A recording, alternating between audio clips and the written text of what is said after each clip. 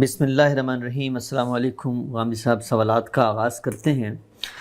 ہم صاحب اس نشست میں اور انشاءاللہ آنے والی چند دوسری نشستوں میں ہم کوشش کریں گے کہ اس موضوع پر آپ سے تفصیلی تبادلہ خیال کریں، اور یہ موضوع ہے واقعہ کربلا۔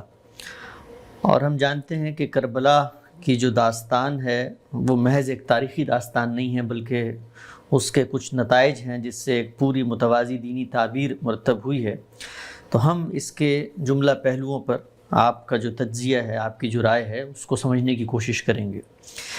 سب سے پہلے آغاز کرتے ہیں، اس بات پر آپ طالب علموں کو ایجوکیٹ کریں اور ہمیں سمجھائیں کہ جو تاریخی واقعات ہوتے ہیں ان کو دیکھنے کا ایک سائنٹیفک طریقہ کیا ہے، یعنی تاریخ کے اندر جو قیل کال، جو ربط یابس، جو باتیں ہم تک پہنچ رہی ہوتی ہیں، وہ کون سا ایسا میزان ہے جس کے تحت تاریخی واقعات کو دیکھا جانا چاہیے، ان کی حیثیت کیا ہوتی ہے، کیسے ان میں باتیں نقل ہوتی ہیں، اور کسی چیز کو ماخذ بنانا تاریخ کی حیثیت میں، یہ استدلال کی دنیا میں کہاں کھڑا ہوتا ہے۔ یہاں سے گفتگو کا آغاز کرتے ہیں، بتائیے گا۔ یہ اس دنیا میں جو چیزیں بنائے استدلال بنتی ہیں یا بننی چاہیے وہ چند ہیں۔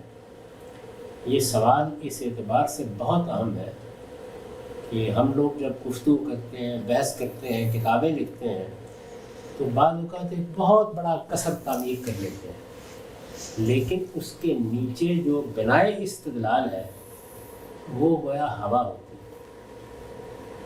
پوری عمارت بے بنیاد اٹھا دی جاتی ہے۔ تو بنائے استدلال کیا چیز ہے؟ سامنے کی بات ہے کہ سب سے واضح بنائے استدلال تو ہمارا مشاہدہ اور تجربہ ہوتا ہے۔ اللہ تعالیٰ نے ہمیں حواس دیے، قرآن مجید نے ان حواس پر اعتماد پیدا کیا ہے اپنے استدلال سے، یعنی کائنات ہمیں دکھائی ہے اور اس کے بعد یہ کہا ہے کہ اس پر غور کرو، اس کو دیکھو۔ یہ بنائے استدلال ہے جو سائنس کی بنائے استدلال بنی ہے۔ کہا جاتا ہے نا کہ یہ تو گویا یؤمنون بالتجربہ والشہود ہے جس پر سائنس مبنی ہے۔ تو اس میں کیا ہوتا ہے، ایک چیز ہمارے حواس کی گرفت میں آئے گی، حواس کو ہم آلات سے بڑھا بھی لیتے ہیں۔ آپ جانتے ہیں کہ اب ہم مریخ کی آوازیں سن لیتے ہیں، عطارد کی چیزیں دیکھ لیتے ہیں، چاند پر چلے جاتے ہیں، تو اس کو بڑھا بھی لیتے ہیں۔ ایک بنائے استدلال یہ۔ دوسری بنائے استدلال، جس وقت کچھ چیزیں ہمارے تجربے اور مشاہدے میں آ جاتی ہیں تو ہم ان سے استنباط کرتے ہیں، انفر کرتے ہیں، یعنی وہ چیز سامنے آتی ہے۔ اس کو ایک سادہ سی مثال سے سمجھ لیجئے، یعنی میرے سامنے ایک شخص آتا ہے، اس کی تمام حرکات میں ایک توازن ہے، گفتگو کرتا ہے، جملوں میں ربط ہے، بات کرتا ہے یا میری بات سنتا ہے تو اس کے رد عمل کو میں سمجھتا ہوں، تو میں کہتا ہوں اس کے اندر عقل ہے، عاقل ہے۔ یہی چیزیں بے ربط ہو جائیں تو میں کہتا ہوں کہ غالباً پاگل ہے۔ تو اب یہاں میں نے اپنے تجربے اور اپنے مشاہدے سے، یعنی جو کچھ پایا ہے اس سے انفر کیا ہے۔ عقل مجھے نظر نہیں آ رہی، لیکن اس کے آثار کو میں نے دیکھا اور آثار سے نتیجہ نکالا۔ اس کو کہتے ہیں عقلی استدلال۔ آپ جانتے ہیں کہ جو مذہبی حقائق ہیں، فلسفیانہ حقائق ہیں، وہ سب تجربے اور مشاہدے پر مبنی نہیں ہوتے۔ ان میں تجربے اور مشاہدے سے جو کچھ سامنے آتا ہے اس سے عقلی استدلال یا عقلی استنباط کیا جاتا ہے۔ اس لیے بہت سے لوگوں کو آپ نے دیکھا ہوگا کہ وہ اطمینان سے کہتے ہیں کہ اچھا جی آپ یہ بتائیے کہ اللہ تعالیٰ کی کوئی تجرباتی دلیل ہے؟ دیکھیے ہم نے کائنات ہے، اس کے آثار ہیں، تو اللہ تعالیٰ کے وجود پر جب استدلال ہوگا، آخرت پر استدلال ہوگا، مذہبی حقائق پر استدلال ہوگا، فلسفیانہ حقائق پر استدلال ہوگا، تو عقلی استدلال ہوگا۔ یہ دوسری بنائے استدلال ہے، اور ظاہر ہے کہ ہماری دنیا اس پر کھڑی ہے، علوم اس پر کھڑے ہیں۔ دوسری چیز یہ۔ تیسری بڑی چیز ہے وہ تاریخ ہے، لیکن تاریخ کے دو حصے ہیں۔ تاریخ کا ایک حصہ وہ ہے جس کو آپ اسٹیبلشڈ ہسٹری کہتے ہیں۔ مثال کے طور پر یہ کہ مغلوں کی حکومت ہندوستان میں قائم ہوئی، مثال کے طور پر کارل مارکس نے ڈاس کیپٹل لکھی، مثال کے طور پر قائد اعظم نے پاکستان بنایا۔ یہ اسٹیبلش ہسٹری ہوتی ہے، یعنی یہ اس کی محتاج نہیں ہوتی کہ کتاب میں پڑھیں گے تو جانیں گے، اس کی محتاج نہیں ہوتی کہ کسی کی روایت معلوم ہوگی تو جانیں گے۔ تو یہ اسٹیبلشڈ ہسٹری جو ہے، اس سے بھی استدلال کیا جاتا ہے۔ استدلال کی محکم بنیادیں یہ جن سے ہم استدلال کرتے ہیں۔ اس کے بعد وہ تاریخ ہے کہ جو تاریخ اخبار احاد پر مبنی ہوتی ہے۔ یہ اخبار احاد فنی اصطلاح ہے۔ اس کا مطلب یہ ہے کہ کوئی واقعہ ہوا، اب یہ ہے کہ اکبر کے دربار میں کیا گفتگو ہوئی تھی، کسی مورخ نے لکھ دیا، روز نامچہ نویس نے بیان کر دیا، کوئی صاحب وہاں موجود تھے انہوں نے اس کی کہانی کہہ دی، غالب بہادر شاہ ظفر سے ملنے کے لیے گئے تھے، یہ اس میں بات ہوئی تھی، خود غالب نے بیان کر دیا، دیکھنے والے نے بیان کر دیا۔ ظاہر ہے کہ یہ سب بھی تاریخ کا بڑا سرمایہ ہوتا ہے جتنا بھی۔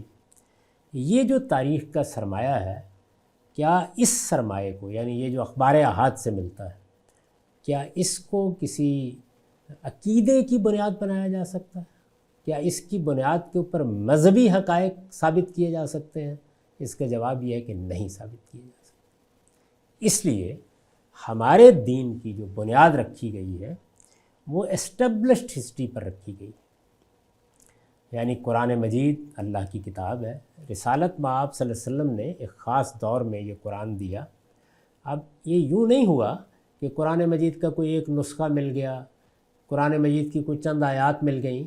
قرآن مجید کو رسالت مآب صلی اللہ علیہ وسلم نے لوگوں کے سامنے پڑھا، سننے والوں نے سنا، لکھنے والوں نے لکھا، یاد کرنے والوں نے یاد کیا۔ وہ سینکڑوں ہزاروں کی تعداد میں تھے اور انہوں نے اس کو اجماع اور تواتر سے منتقل کر دیا۔ ایسے ہی کہ جس طریقے سے تاریخ کے اسٹیبلشڈ حقائق منتقل ہوا کرتے ہیں، ایسا ہی معاملہ نماز کے ساتھ ہوا، ایسا ہی روزے کے ساتھ ہوا، ایسا ہی حج و عمرہ کے ساتھ ہے، ایسا ہی قربانی کے ساتھ ہے، اور اس طرح کے جتنے سنن ہیں جن پر عمل کرتے ہیں۔ تو ہمارا پورا کا پورا دین اس طریقے سے بالکل محفوظ ہم تک پہنچ گیا ہے۔ دین کی بنائے استدلال یہ قرآن اور یہ سنت ہے، اور یہ اجماع اور تواتر سے، یعنی ان ذرائع سے منتقل ہوئی ہے جن سے اسٹیبلشڈ ہسٹری منتقل ہوا کرتی ہے ہمیشہ۔ اس میں ظاہر ہے کہ کوئی شک و شبہ کی گنجائش نہیں ہوتی۔ اس دین کو ہر شخص کو اختیار کرنا، اس پر عمل کرنا۔ اس کے بعد اب لوگوں کی باتیں، لوگوں کی باتیں رسالت مآب صلی اللہ علیہ وسلم کے بارے میں بھی ہیں، لوگوں کی باتیں صحابہ کے بارے میں بھی ہیں۔ رسالت مآب صلی اللہ علیہ وسلم سے سنی ہوئی کوئی دیکھی ہوئی بات لوگ بیان کرتے ہیں تو اسے ہم حدیث کہتے ہیں، وہ بھی تاریخی ریکارڈ ہے۔ اچھا، صحابہ کی سنی ہوئی باتیں، دیکھی ہوئی باتیں لوگ بیان کرتے ہیں تو انہیں ہم آثار کہتے ہیں۔ اس کے بعد پھر جو صحابہ کے بعد ہے، تاریخی واقعات، مغازی، روایات، وہ شروع ہو جاتی ہیں۔ تو یہ تاریخی سرمایہ جو ہمارے پاس موجود ہے، یہ آپ باور کیجئے کہ کوئی کم و بیش رسول اللہ کے 100 سال بعد تک کسی مورخ کے قلم کا منتظر رہا ہے۔ یعنی لوگوں نے اپنے طور پر کچھ چیزیں لکھی بھی ہیں، حضور کے زمانے ہی سے لکھی ہیں، لیکن کوئی باقاعدہ ہسٹورین، کوئی باقاعدہ مورخ یہ وہ مرتب نہیں کر سکا۔ یہ لوگوں کی روایات، لوگوں کی لکھی ہوئی چیزیں جو انہوں نے سنا لکھ لیا، وہ موجود رہی۔ بڑا قیمتی سرمایہ ہے، بہت قیمتی سرمایہ ہے، اس لیے کہ اس دور کی تاریخ ہمیں اسی سے معلوم ہوتی ہے۔ لیکن اس کو آپ کسی عقیدے کا ماخذ بنائیں، اس کو آپ کسی مستقل بذات دینی عمل کا ماخذ بنائیں، اس کی بنیاد پر کوئی فرقہ قائم کر لیں، اس کی بنیاد پر دوسروں کی تغلیط اور تردید کریں، یہ نری صفات ہے۔ کسی حال میں بھی یہ نہیں ہونا چاہیے۔ یعنی محکم بنیادوں کے اوپر ہمیشہ اپنے دین کو قائم رکھنا چاہیے، علوم کو قائم رکھنا چاہیے۔ قرآن مجید یہ کہتا ہے کہ العلم پر بنیاد رکھو۔ تو باقی جو تاریخی چیزیں ہیں ان کے بارے میں جذباتی ہو جانا، واقعات کی تعبیروں کی بنیاد پر لوگوں کی تضلیل تفسیق کرنا، اس کی بنیاد پر الگ الگ فرقے قائم کر لینا، یہ اصل میں وہ بیماری ہے جس سے اللہ کی پناہ مانگنی چاہیے۔ اور یہ ہمارے ہاں جس طرح باقی معاملات میں ہوا ہے اسی طرح واقعہ کربلا کے بارے میں بھی ہوا ہے۔ غام صاحب یہ بتائیے کہ جو آپ نے استدلال کے ماخذ یا ذرائع بتائے جن کے ذریعے ایک انسان حقیقت تک پہنچ سکتا ہے، اس میں آپ نے تاریخی ذریعے کو تو مانا، لیکن اس میں فرق کیا کہ ایک اسٹیبلش ہسٹری ہے اور ایک وہ ہے جو لوگ منتقل کر رہے ہیں۔ اس میں فرق کیسے کیا جائے گا؟ کون کرے گا؟ مثلا یہ تو ہسٹری میں اسٹیبلش ہو گیا کہ اکبر ایک بادشاہ تھا، اس نے حکومت کی، لیکن اس نے انارکلی کو دیوار میں چنوایا بھی تھا، یہ بھی تو ایک زبان زد عام بات ہے۔ ان میں فرق کی کیا بنیاد ہے؟ کون فرق کرے گا ان کی طرف؟ چیزیں جب زبان زد عام ہو جاتی ہیں تو پھر ان کی تحقیق کی جاتی ہے کہ کب سے زبان زد عام ہوئی۔ دیکھیے نا، اسٹیبلش ہسٹری جو ہے وہ یہاں سے لے کر جب وہ واقعہ ہوا ہے وہاں تک ایک ہی سطح پہ کھڑی ہوتی ہے، لیکن اس طرح کی چیزیں کبھی 50 سال بعد پیدا ہوتی ہیں، کبھی 20 سال بعد پیدا ہوتی ہیں، کبھی ان کا ماخذ باہر کوئی آدمی ہوتا ہے جو قصہ سنا رہا ہوتا ہے، تو جلد معلوم ہو جاتا ہے کہ ایسے کیسے ہوا ہے۔ مثلا ہمارے ہاں دیکھ لیجئے، مسلمانوں کے ہاں نماز ہے، حج ہے، عمرہ ہے، رسالت مآب صلی اللہ علیہ وسلم کے زمانے سے کوئی انقطاع ان میں نہیں ہوا، لیکن کتنی اور چیزیں ہیں کہ جو مسلمانوں نے اب پیدا کر لی ہوئی ہیں اور وہ ان کے لیے مراسم رسوم بن چکی ہیں۔ آپ جب ان کی تاریخ کو دیکھتے ہیں تو معلوم ہو جاتا ہے کہ ان کی پیدائش 400 سال پہلے ہو رہی ہے، 500 سال پہلے ہو رہی ہے، اس لیے کہ حضرت مسیح علیہ السلام کے بعد ہم تاریخ کی روشنی میں کھڑے ہیں۔ اس کو کہتے ہیں کہ ہم ہسٹورک ایج میں ہیں، پری ہسٹورک ایج ختم ہو چکی ہے۔ تو اس وجہ سے یہاں اب صرف اتنا نہیں ہوتا کہ چین زبان زد عام ہو گئی ہے، بلکہ اس کے ساتھ اس کی تاریخ بھی محفوظ ہو جاتی ہے۔ تو صاف معلوم ہو جاتا ہے کہ کیا چیز ہے کہ جو اسٹیبلش ہسٹری کی حیثیت رکھتی ہے اور کیا لوگوں کی روایت پر مبنی ایک چیز ہے کہ جو اختیار کر لی گئی ہے۔ ہمارے ہاں اب یہ دیکھیے کہ مثلا یہ ایک عام طریقہ ہے کہ بچہ پیدا ہوتا ہے تو کان میں اذان دیتے ہیں۔ خود مجھے تحقیق میں شروع میں یہ احساس ہوا کیونکہ سب علماء لکھتے ہیں، کتابوں میں لکھا ہوا ہے، فقہی کتابوں میں لکھا ہوا ہے، تو جب پہلے خیال ہوا کہ یہ ایک اسٹیبلش سنہ ہے، تحقیق کرنے سے معلوم ہوا کہ ایک روایت سے کئی صدیوں بعد یہ عمل پیدا ہوا ہے۔ تو ایسا نہیں ہے کہ ہماری خاص طور پر مذہبی تاریخ یہ کوئی کہیں گم ہو گئی ہوئی ہے۔ رسالت مآب صلی اللہ علیہ وسلم سے لے کے اب تک ایک ایک چیز کے بارے میں ہم جانتے ہیں کہ کون سی چیز اسٹیبلش ہسٹری ہے اور کون سی چیز ہے کہ جو ایک خاص دور میں پیدا ہو کے پھر شائع و ضائع ہو گئی۔ اچھا، ہم سے یہ بتائیے کہ یہ جو اسٹیبلش ہسٹری ہوتی ہے یہ اپنی ذات میں ایک بالکل قطعی اور مسلمہ درست حقیقت ہوتی ہے، یا اس کو بھی عقل کی میزان کے تحت رکھ کے دیکھنا پڑتا ہے؟ یعنی یہ لازم ہے کہ جو چیز اسٹیبلش ہسٹری بنے گی اس میں کوئی امکان نہیں ہے کسی غلطی کا؟ نہیں، غلطی کے امکان ہر جگہ ہوتے ہیں۔ دیکھیے مثال کے طور پر یہ اسٹیبلش ہسٹری بن گئی مسیحیوں کے ہاں کہ سیدنا مسیح علیہ السلام کو صلیب دے دی گئی تھی، اس لیے کہ انہوں نے دیکھا ایسے ہی آگے بیان ہونا شروع ہو گیا۔ ایک بڑا واقعہ تھا جو ہوا، سینکڑوں لوگوں نے اس کو بیان کیا، لیکن قرآن مجید نے 500-550 سال بعد آ کے یہ بتایا کہ تم جھوٹ نہیں بول رہے، واقعہ تو ہوا لیکن وہ حضرت مسیح نہیں تھے، معاملہ تم پر مشتبہ کر دیا گیا۔ تو ایسا بھی ہوتا ہے کہ کسی چیز میں غلطی لگ جائے، اب یا تو پھر اللہ تعالیٰ اس کے بارے میں بتائیں گے، یا یہ ہے کہ علم و عقل کے مسلمات متنبع کر دیں گے کہ یہاں کوئی غلطی لگ گئی ہے، اسباب معلوم ہو جائیں گے نا۔ یعنی اچانک ایک دن ایک آدمی آ کے یہ کہے کہ لوگوں کو غلطی لگ گئی ہے کہ مغلیہ حکومت کبھی یہاں قائم ہوئی تھی، تو پھر بتائے گا نا کیسے غلطی لگی۔ تو یہ بات تو سننے کے لیے تیار ہیں ہم، لیکن اسٹیبلش ہسٹری اتنی آسانی سے چیلنج نہیں ہوتی۔ اچھا، ہم سب یہ بتائیے کہ آپ نے رسول اللہ صلی اللہ علیہ وسلم کے عہد کا تو بتایا کہ ان کے عہد میں ان سے منسوب باتیں جو لوگ بیان کر، ایک سوال اور، ہمارے علماء یہ کہتے ہیں کہ اسٹیبلش ہسٹری کے علاوہ جو خبر واحد ہے، جو لوگوں کی رپورٹنگز ہیں، وہ بھی بسا اوقات اسٹیبلش ہسٹری کا درجہ پا لیتی ہیں، مثلا وہ اس کو تواتر کی اصطلاح سے بیان کرتے ہیں، اس کو کیسے دیکھتے ہیں آپ؟ اس کا ایک حصہ ایسا ہوتا ہے، یعنی اب مثال کے طور پر یہ کہ عباسیوں کی سلطنت قائم ہوئی، امویوں کی سلطنت قائم ہوئی، تو یہ چیزیں جو ہیں یہ تو اسٹیبلش ہسٹری ہے نا، اس میں تو کوئی شک ہی نہیں ہے۔ کربلا کا واقعہ ہوا، یہ بھی ایک اسٹیبلش ہسٹری کی بات ہے، یا جنگ صفین ہوئی، جنگ جمل ہوئی، یا صحابہ کے درمیان کچھ اس طرح کے مشاجرات ہوئے جن کی ہم تفصیل پڑھتے ہیں، تو بالاجمال تو وہ چیزیں موجود ہوتی ہیں اس طرح کی۔ لیکن جب آپ ان کو پیچھے لے جاتے ہیں، یہ معلوم کرتے ہیں کہ یہ خبر کہاں سے چلی ہے، تو یہ اصل میں ایک وقت ایسا ہوتا ہے جس میں پتہ چل جاتا ہے کہ یہ آخر تک نہیں پہنچتی۔ تو وہ علماء جب یہ کہتے ہیں تو اس کا مطلب یہ تھا بعد کے ادوار میں لوگوں نے اس کو قبول کر لیا۔ وہ اپنی ابتدا میں تو ایک خبر واحد ہی ہوتی ہے، کسی ایک آدمی نے، 2 آدمی نے، 10 آدمیوں نے کوئی چیز بیان کی ہے۔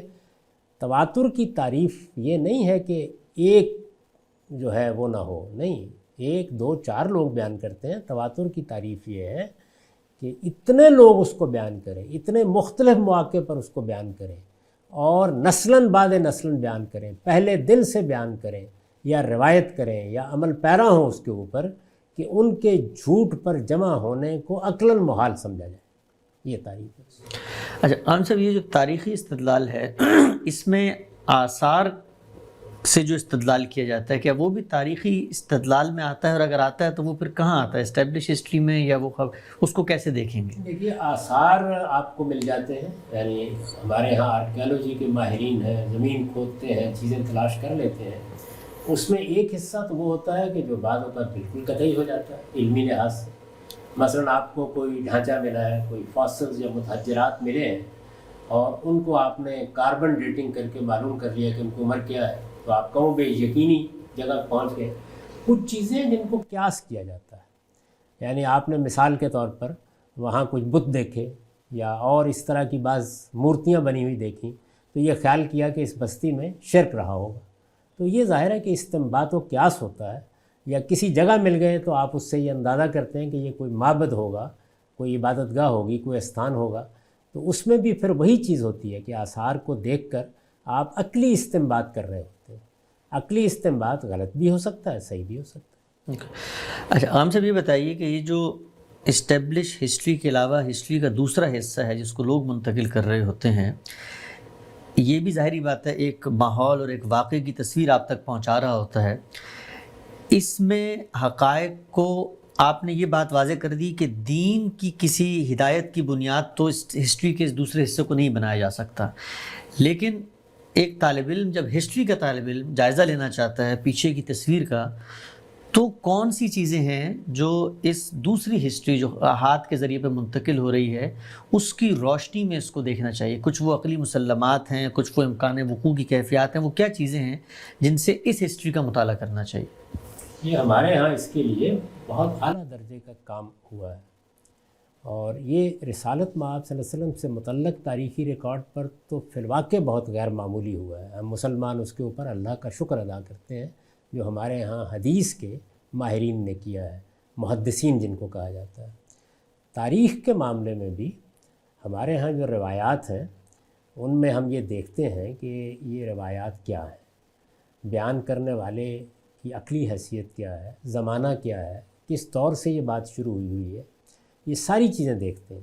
حدیث میں تو اس کے قطعی قاعدے بنا دیے گئے ہیں کہ اس کی سیرت دیکھیں گے، کردار دیکھیں گے، اس کی سند کا اتصال دیکھیں گے کہ زمانہ بھی موجود تھا یا نہیں، ملاقات بھی ہو سکتی تھی یا نہیں، اس کے حفظ و اتقان کو دیکھیں گے. لیکن تاریخی روایات میں بھی ظاہر ہے کہ یہ ساری چیزیں دیکھی جاتی ہیں. کون لوگ بیان کر رہے ہیں؟ ایک آدمی سمرقند میں بیٹھا ہوا ایک واقعہ بیان کر رہا ہے، کیسے مان لیا جائے اس بات کو؟ یعنی وہ واقعہ کہاں کا ہے؟ مکے کا واقعہ ہے. پوچھیں گے نا کہ کیا وہ گیا تھا، کسی سے سنا تھا، کوئی حج کرنے گیا تھا اس سے اس نے سنا ہے. تو اس طرح کے تمام عقلی سوالات وہاں بھی پیدا ہوتے ہیں. جب ہمارے سامنے یہ چیزیں آتی ہیں تو جو ہمارے ہاں جو کسی چیز کے وقوع پذیر ہونے کے امکانات ہیں ان کی روشنی میں بھی اس کا جائزہ لیا جاتا ہے. ابن خلدون نے بعض مثالیں دی ہیں کہ بھائی اگر آپ یہ کہیں گے کہ 35 لاکھ لوگوں نے آ کے طور کے دامن میں خیمے لگا دیے، تو سوال یہ ہے کہ اس میدان کو آج بھی دیکھا جا سکتا ہے، وہاں وہ خیمے لگ بھی سکتے ہیں یا نہیں.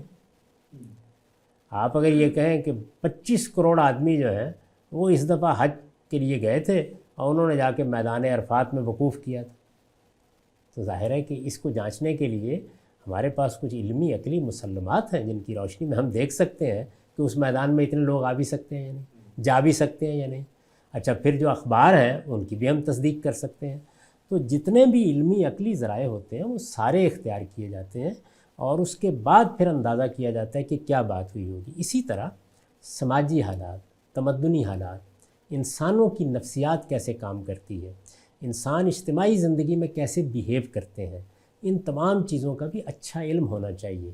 ایک تاریخ کا جو محقق ہے وہ دیکھے گا، بہت دقت نظر سے دیکھے گا کہ جو بات بیان کی جا رہی ہے یہ کیسے ممکن ہو سکتی ہے، کیا انسانی نفسیات سے مطابقت رکھتی ہے، کیا انسان ایسی بات کرتے ہیں.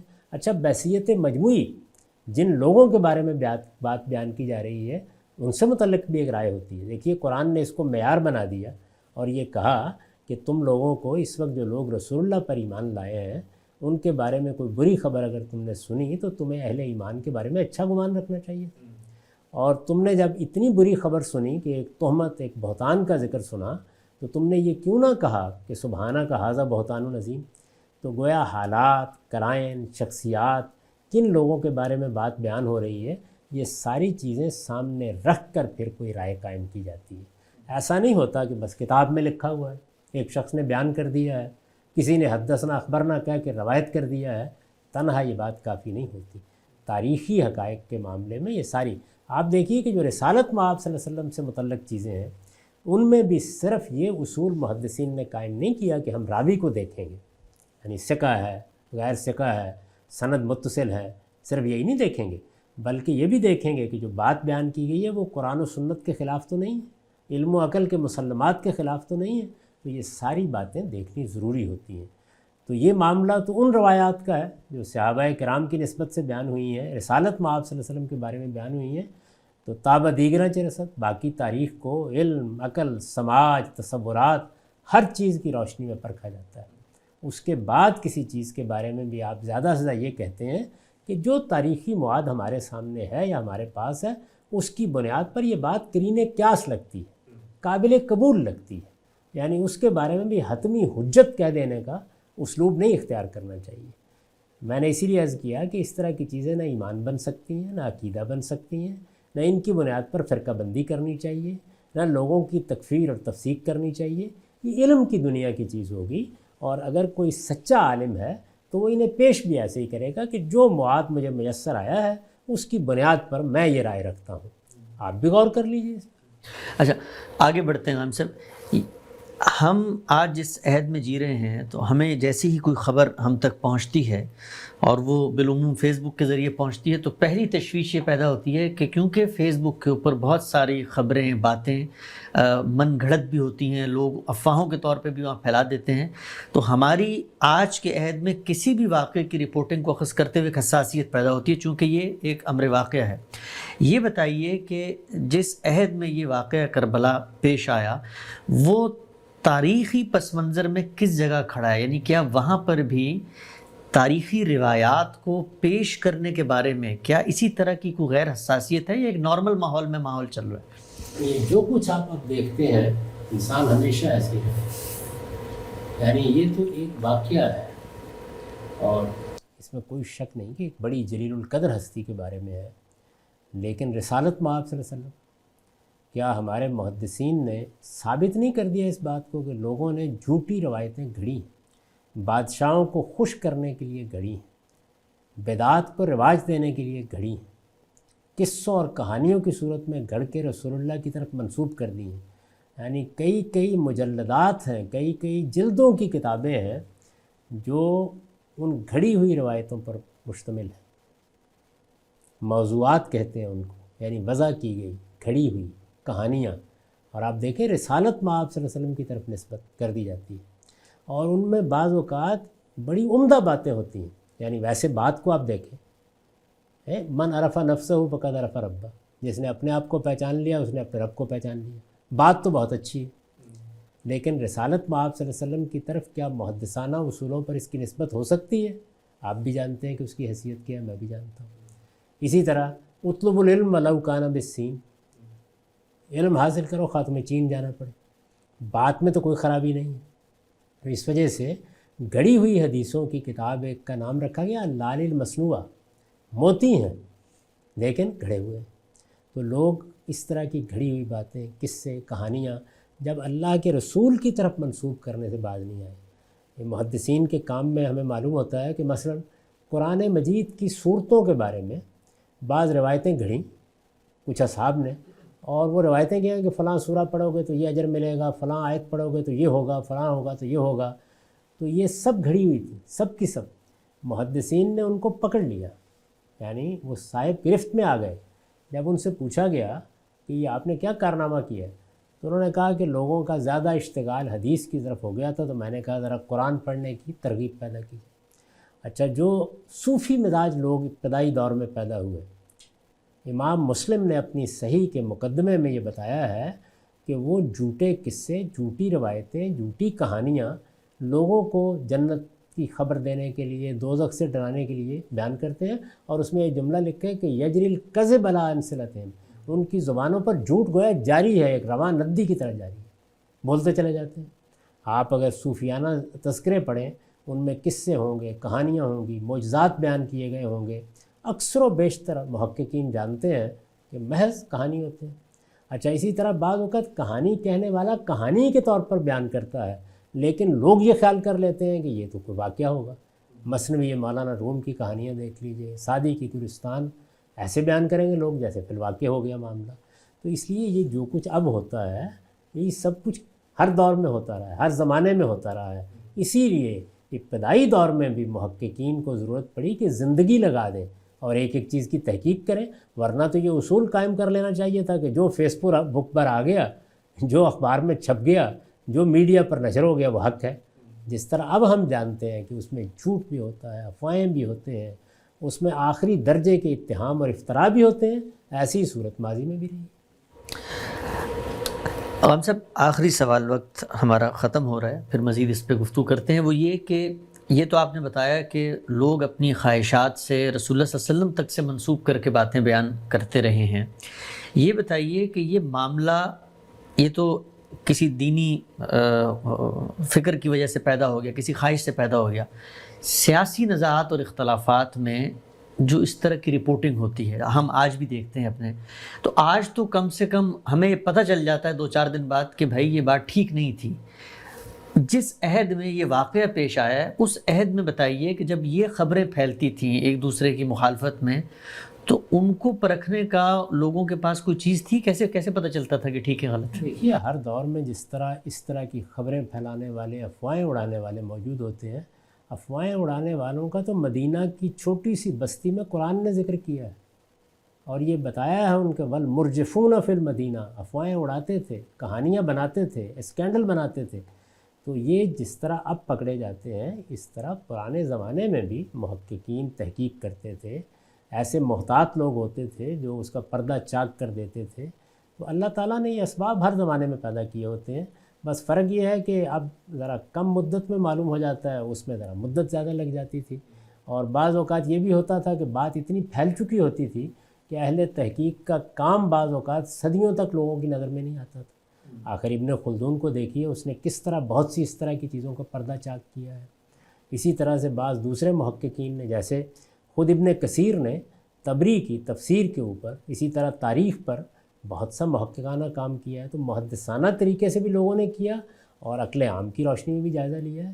تو ہمارے ہاں ایسا نہیں ہے کہ ہماری کوئی تاریخ ہے، اس میں ہر دور میں بڑے غیر معمولی لوگ پیدا ہوتے رہے ہیں جو معاملے کو صاف بھی کرتے ہیں۔ واقعہ کربلا کے پس منظر کے حوالے سے خان صاحب آپ سے گفتگو جاری ہے۔ ہم نے تاریخی واقعات کی حقیقت اور حیثیت اور نوعیت پر آپ سے بات کی۔ انشاءاللہ اگلی نشست میں اس موضوع کو آگے بڑھائیں گے۔ بہت شکریہ اب تک۔ بسم اللہ الرحمن الرحیم۔ بہت شکریہ غانم صاحب، سوالات کا آغاز کرتے ہیں۔ ہم نے گزشتہ نشست میں واقعہ کربلا کے پس منظر میں تاریخ سے استدلال کے پہلو سے آپ سے تفصیلاً بات کی تھی۔ اس موضوع کو آگے بڑھاتے ہیں۔ ہم سب بعض محققین اور علماء کا یہ کہنا ہے کہ یہ جو واقعہ کربلا ہے، اس کے پس منظر میں ایک بہت بڑا کانفلکٹ جو تھا وہ موجود تھا، یعنی اس مسئلے کی جڑیں بھی اس میں جاتی ہیں، اور وہ سیدنا علی کی خلافت تھی۔ شاہ ولی اللہ یہ کہتے ہیں کہ وہ خلیفہ تو ہو گئے لیکن ان کی خلافت کا انعقاد نہیں ہو سکا۔ ابن تیمیہ بھی منہاج السنہ میں اس سے ملتی جلتی بات کرتے ہیں، اور ہمیں یہ بھی نظر آتا ہے کہ انہی کی خلافت کے مسائل کے اندر جنگیں بھی ہوئی ہیں، جمل ہوئی ہے، صفین ہوئی ہے۔ تو آپ کی کیا رائے ہے کہ یہ جو کانفلکٹ ہے کربلا کا، اس کے پس منظر میں کیا اصلاً وہی کانفلکٹ کار فرما ہے جو سیدنا علی کی خلافت کے قیام کے وقت تھا؟ اہل علم جب ماضی کے واقعات کا تجزیہ کرتے ہیں تو اس میں 2-3 طریقے ہو سکتے ہیں۔ ایک طریقہ تو یہ ہے کہ آپ کا ایک ذوق رجحان ہے، یہ ذوق و رجحان کبھی انسان کے کسی رومان سے پیدا ہوتا ہے، کبھی شخصیات کے تعلق سے پیدا ہوتا ہے، کبھی اپنی تربیت سے پیدا ہوتا ہے، اس کو بنیاد بنا کر وہ واقعات کی ایک توجیہ کر دے۔ دوسرا طریقہ یہ ہے کہ آپ کے پاس جو کچھ بھی رتب و یابس مل گیا ہے اس کی بنیاد پر آپ کوئی رائے قائم کر لیں۔ میں یہ پیچھے عرض کر چکا ہوں کہ ہمارے پاس ایک تو اسٹیبلشڈ ہسٹری ہوتی ہے اور ایک اخبار احاد ہے، لوگ بیان کر رہے ہیں، کوئی کچھ بیان کرتا ہے، کوئی کچھ بیان کرتا ہے۔ تیسرا یہ ہے کہ آپ نے جو کچھ اس وقت ہوا ہے اس کے باب میں وہیں سے بات شروع کر دی، لیکن ایک دقیق ذہن رکھنے والا آدمی چیزوں کو جب دیکھے گا اور خاص طور پر تاریخی چیزوں کا مطالعہ کرے گا تو وہ یہ جاننے کی کوشش کرے گا کہ اس وقت مسائل کیا ہو سکتے ہیں، سماج کہاں کھڑا تھا، معاشرت کہاں کھڑی تھی، پس منظر میں کیا حقائق وجود میں آ چکے تھے، ان سب کا جائزہ لے گا۔ اور واقعہ کربلا کو بھی اگر آپ وہاں سے اٹھا لیں گے اور بس اس واقعے سے بات شروع کر دیں گے تو یہ ان تمام چیزوں کے خلاف ہوگا، یعنی اس کو لازماً اس کے پس منظر میں رکھ کے دیکھنا چاہیے۔ یا تو ہمارے پاس نہایت مستند ذرائع سے خود واقعے کے اندر جو لوگ موجود ہیں ان کی کوئی بات آ جاتی، تحریر کی شکل میں آ جاتی، ان کی کہی ہوئی بات بغیر کسی نزاع کے آ جاتی، زبانی روایات ہیں، ہر گروہ بیان کر رہا ہے، تو ضروری ہے کہ وہی بات جو میں نے پچھلی نشست میں عرض کی تھی کہ ہم تاریخ کے مسلمہ حقائق اور سماج کی بدیعی حقیقتوں کی روشنی میں دیکھیں کہ معاملے کی کیا نوعیت ہو سکتی ہے۔ رسالت مآب صلی اللہ علیہ وسلم کے بعد اقتدار کا فیصلہ ہوا، یہ ہمیں معلوم ہے۔ یہ فیصلہ کس اصول پر ہوا؟ تمام روایات کو جمع کریں، کسی کو اس سے اختلاف نہیں ہے کہ سقیفہ بنی ساعدہ میں یہ فیصلہ رسالت مآب صلی اللہ علیہ وسلم کے ایک فیصلے کا حوالہ دے کر ہوا، یعنی جو بنیادی فیصلہ ہے وہ رسالت مآب صلی اللہ علیہ وسلم کے ایک فیصلے کا حوالہ دے کر ہوا۔ اس کو میں نے اپنی کتاب برہان میں پوری تفصیل سے بیان کر دیا ہے اور یہ بتایا ہے کہ دیکھیے وہاں کیا ہوا ہے۔ یعنی رسالت مآب صلی اللہ علیہ وسلم نے جو قرآن کا قائم کردہ اصول ہے امرہم شورا بینہم، اس وقت کی صورتحال پر اس کا اطلاق کیا اور یہ کہا کہ اب میرے بعد ریاست کا نظم، جو حکومت قائم ہو گئی تھی، جو ریاست قائم ہو گئی تھی، اس کا نظم قریش کو منتقل ہو جائے گا۔ ظاہر ہے کہ اس پر یہ سوال پیدا ہوتا ہے کہ کیا یہ آپ نے اپنے قبیلے کی قیادت اور سیادت کا اعلان کر دیا ہے؟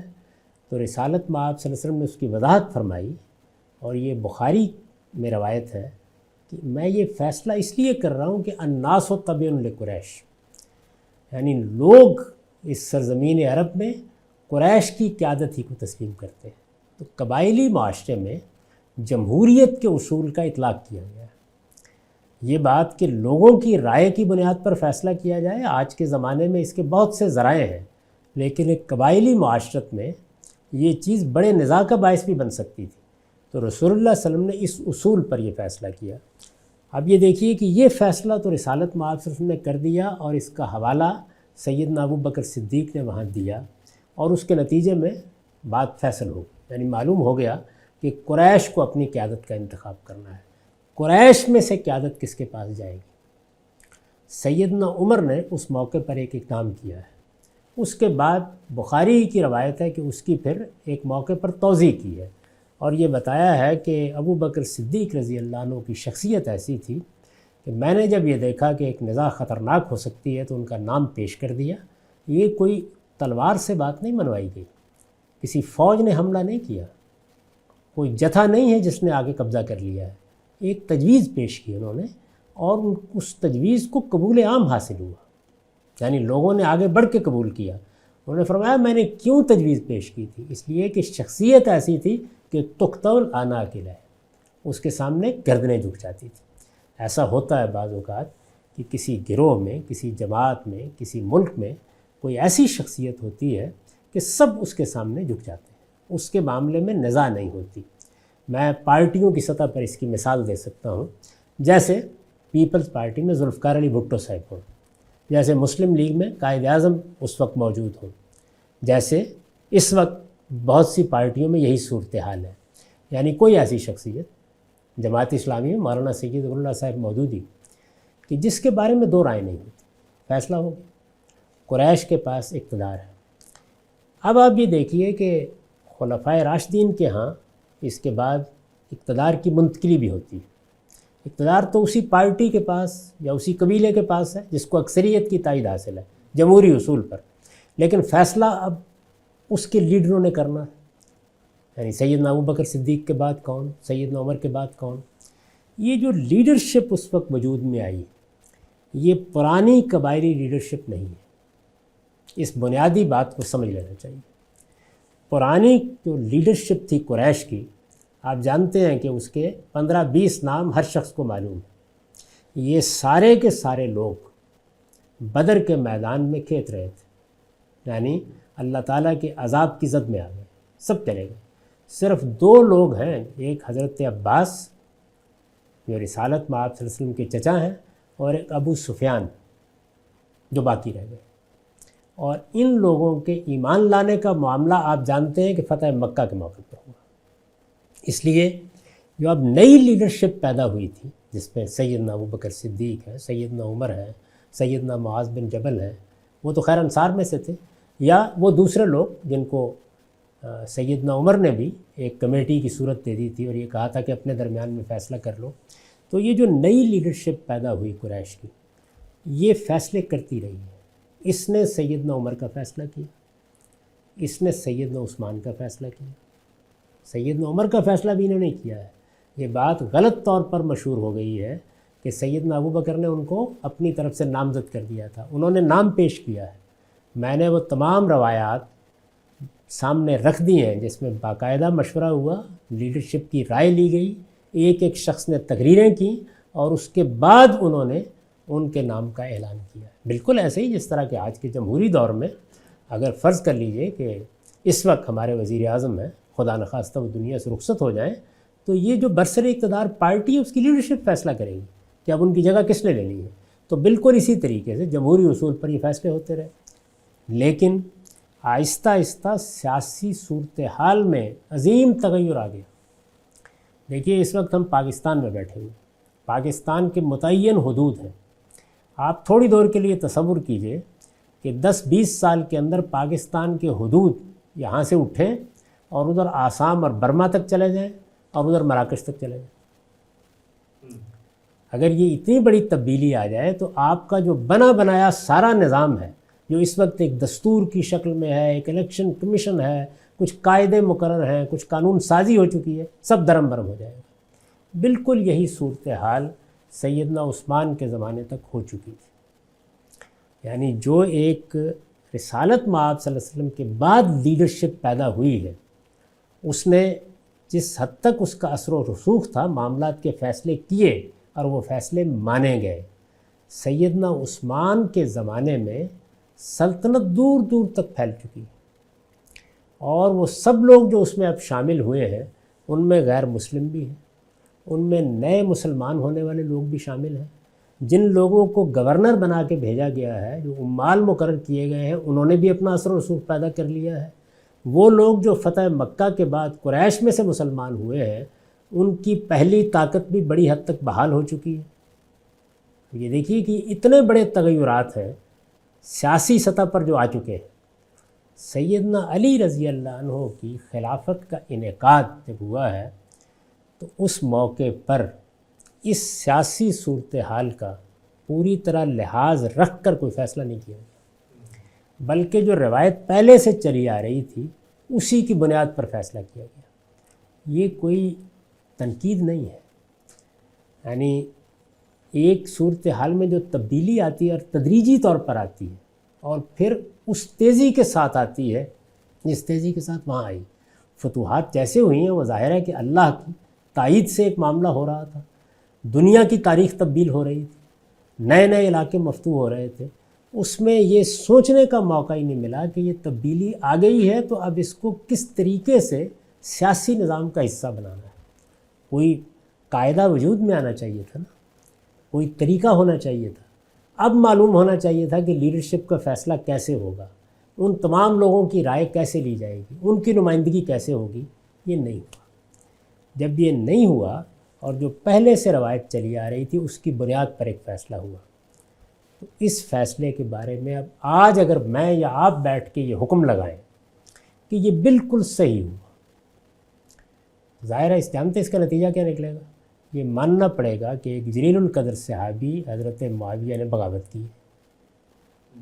ایک قاعدے قانون کے مطابق حکومت قائم ہو گئی، جیسے کہ پاکستان میں انتخابات ہوئے مثال کے طور پر، اور قاعدے سے ایک حکومت قائم ہو گئی، اور اس کے بعد کوئی گورنر تختہ الٹنے کے لیے کوئی فوج ساتھ لے کے آ جائے، ظاہر سے بغاوت ہی سمجھا جائے گا۔ اگر ادھر سے معاملات کو دیکھیے تو یہی تصویر بنتی ہے، اور اگر ان کے زاویے سے دیکھنے کی کوشش کیجیے کہ کیا واقعتاً صورتحال ایسی تھی، قاعدہ ایسا ہی قطعی ہو چکا تھا، کوئی دستور بن چکا تھا، کوئی ضابطے طے ہو چکے تھے، جو صورتحال میں سیاسی تغیرات آئے تھے، کیا سیدنا عثمان کے زمانے میں ان کا لحاظ کر کے کوئی نیا ضابطہ بنا دیا گیا تھا، کوئی لیڈرشپ متعین ہو گئی تھی اب کہ وہ فیصلے کیا کرے گی؟ یہ حقیقت ہے کہ ایسا نہیں، اور جب ایسا نہیں ہوا تو اس معاملے پر اس زمانے میں اختلاف رائے ہوا۔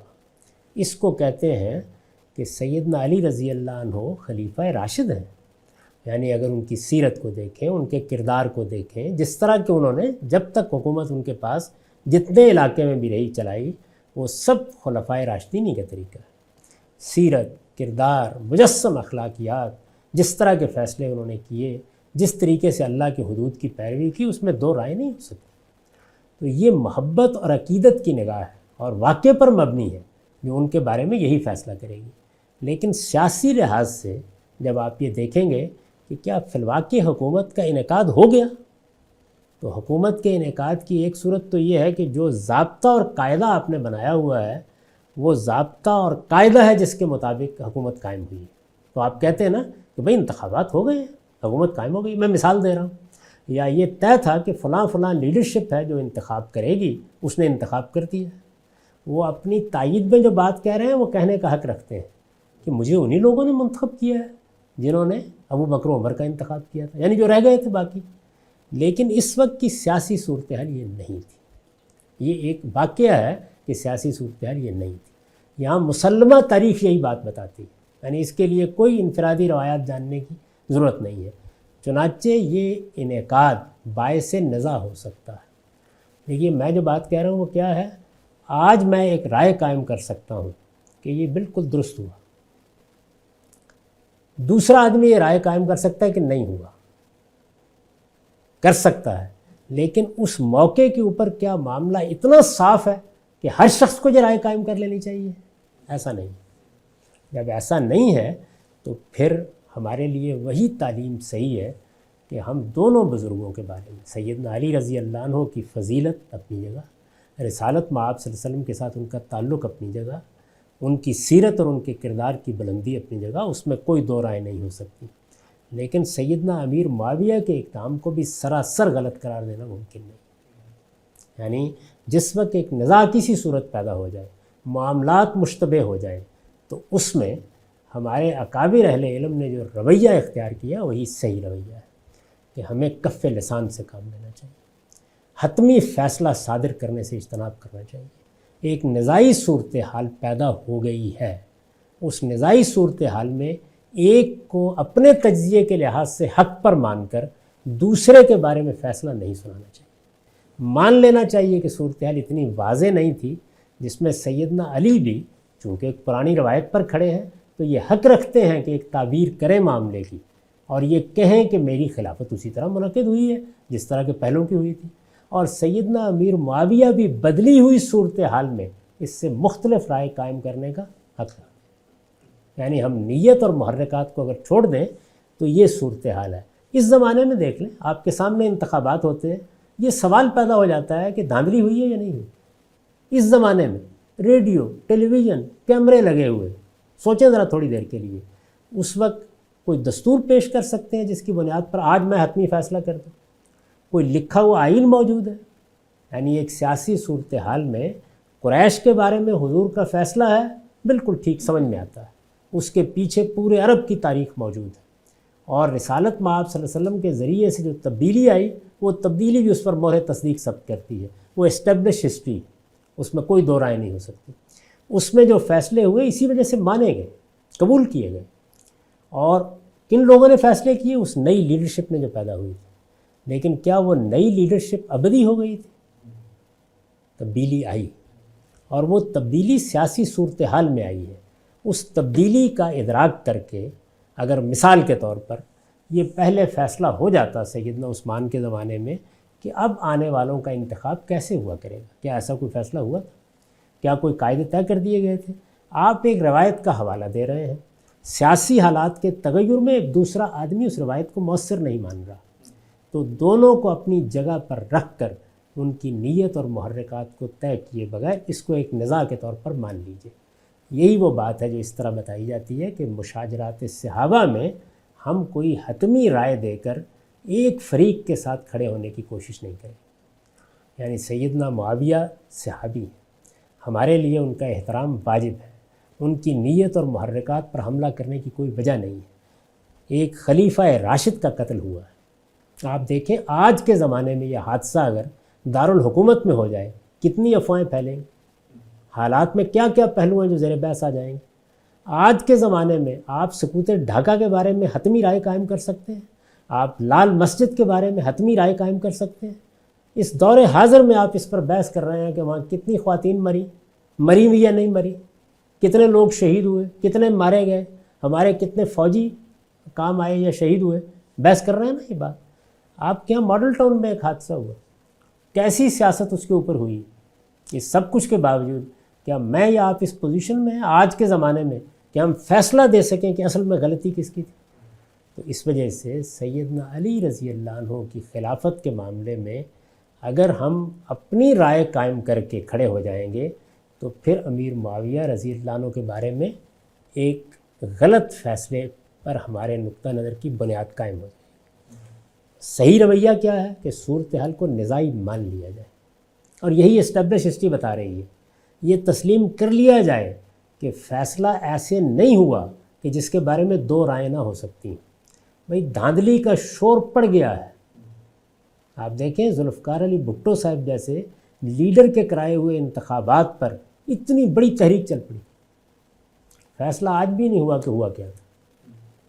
تو اس وجہ سے یہ جو فیصلہ سنانے کا انداز ہے یہ نہیں ہونا چاہیے، اس سے اس نزاع کی بنیاد پڑی ہے۔ یہ ساری میں نے دراز لفظی جو کی تو اس لیے کی اس نزاع کی بنیاد پڑی ہے جو پھر ہم واقعہ کربلا میں دیکھتے ہیں۔ پس منظر کے لحاظ سے یہ سمجھ لینا چاہیے۔ اس میں ایک بڑی بنیادی چیز ہے، اور وہ بنیادی چیز یہ ہے کہ جب اس طرح کی نزاع ہوتی ہے تو ایک آدمی اپنے آپ کو قیادت کے لیے پیش کرتا ہے یا اپنے آپ کو قیادت کے لیے حق سمجھتا ہے۔ ہمارے یہاں کچھ مذہبی ذہن یہ بن گیا ہے کہ یہ تو کوئی بری سی بات ہے۔ یعنی اگر آپ مثال کے طور پر یہ کہیں کہ جب سیدنا ابو بکر صدیق رضی اللہ عنہ کا انتخاب ہوا تو حضرت علی اپنے آپ کو قیادت کے لیے حق سمجھتے تھے، یا چلیے اس وقت نہیں سمجھتے تھے، سیدنا عمر کے انتخاب کے وقت سمجھتے تھے، یا چلیے اس وقت بھی نہیں سمجھتے تھے، سیدنا عثمان کے موقع پر حق سمجھتے تھے۔ تو ایسے لگتا ہے مذہبی ذہن کو کہ یہ تو گویا اپنے آپ کو اقتدار کے لیے پیش کرنا ہے۔ میرے نزدیک اس نقطہ نظر کی اصلاح ہونی چاہیے۔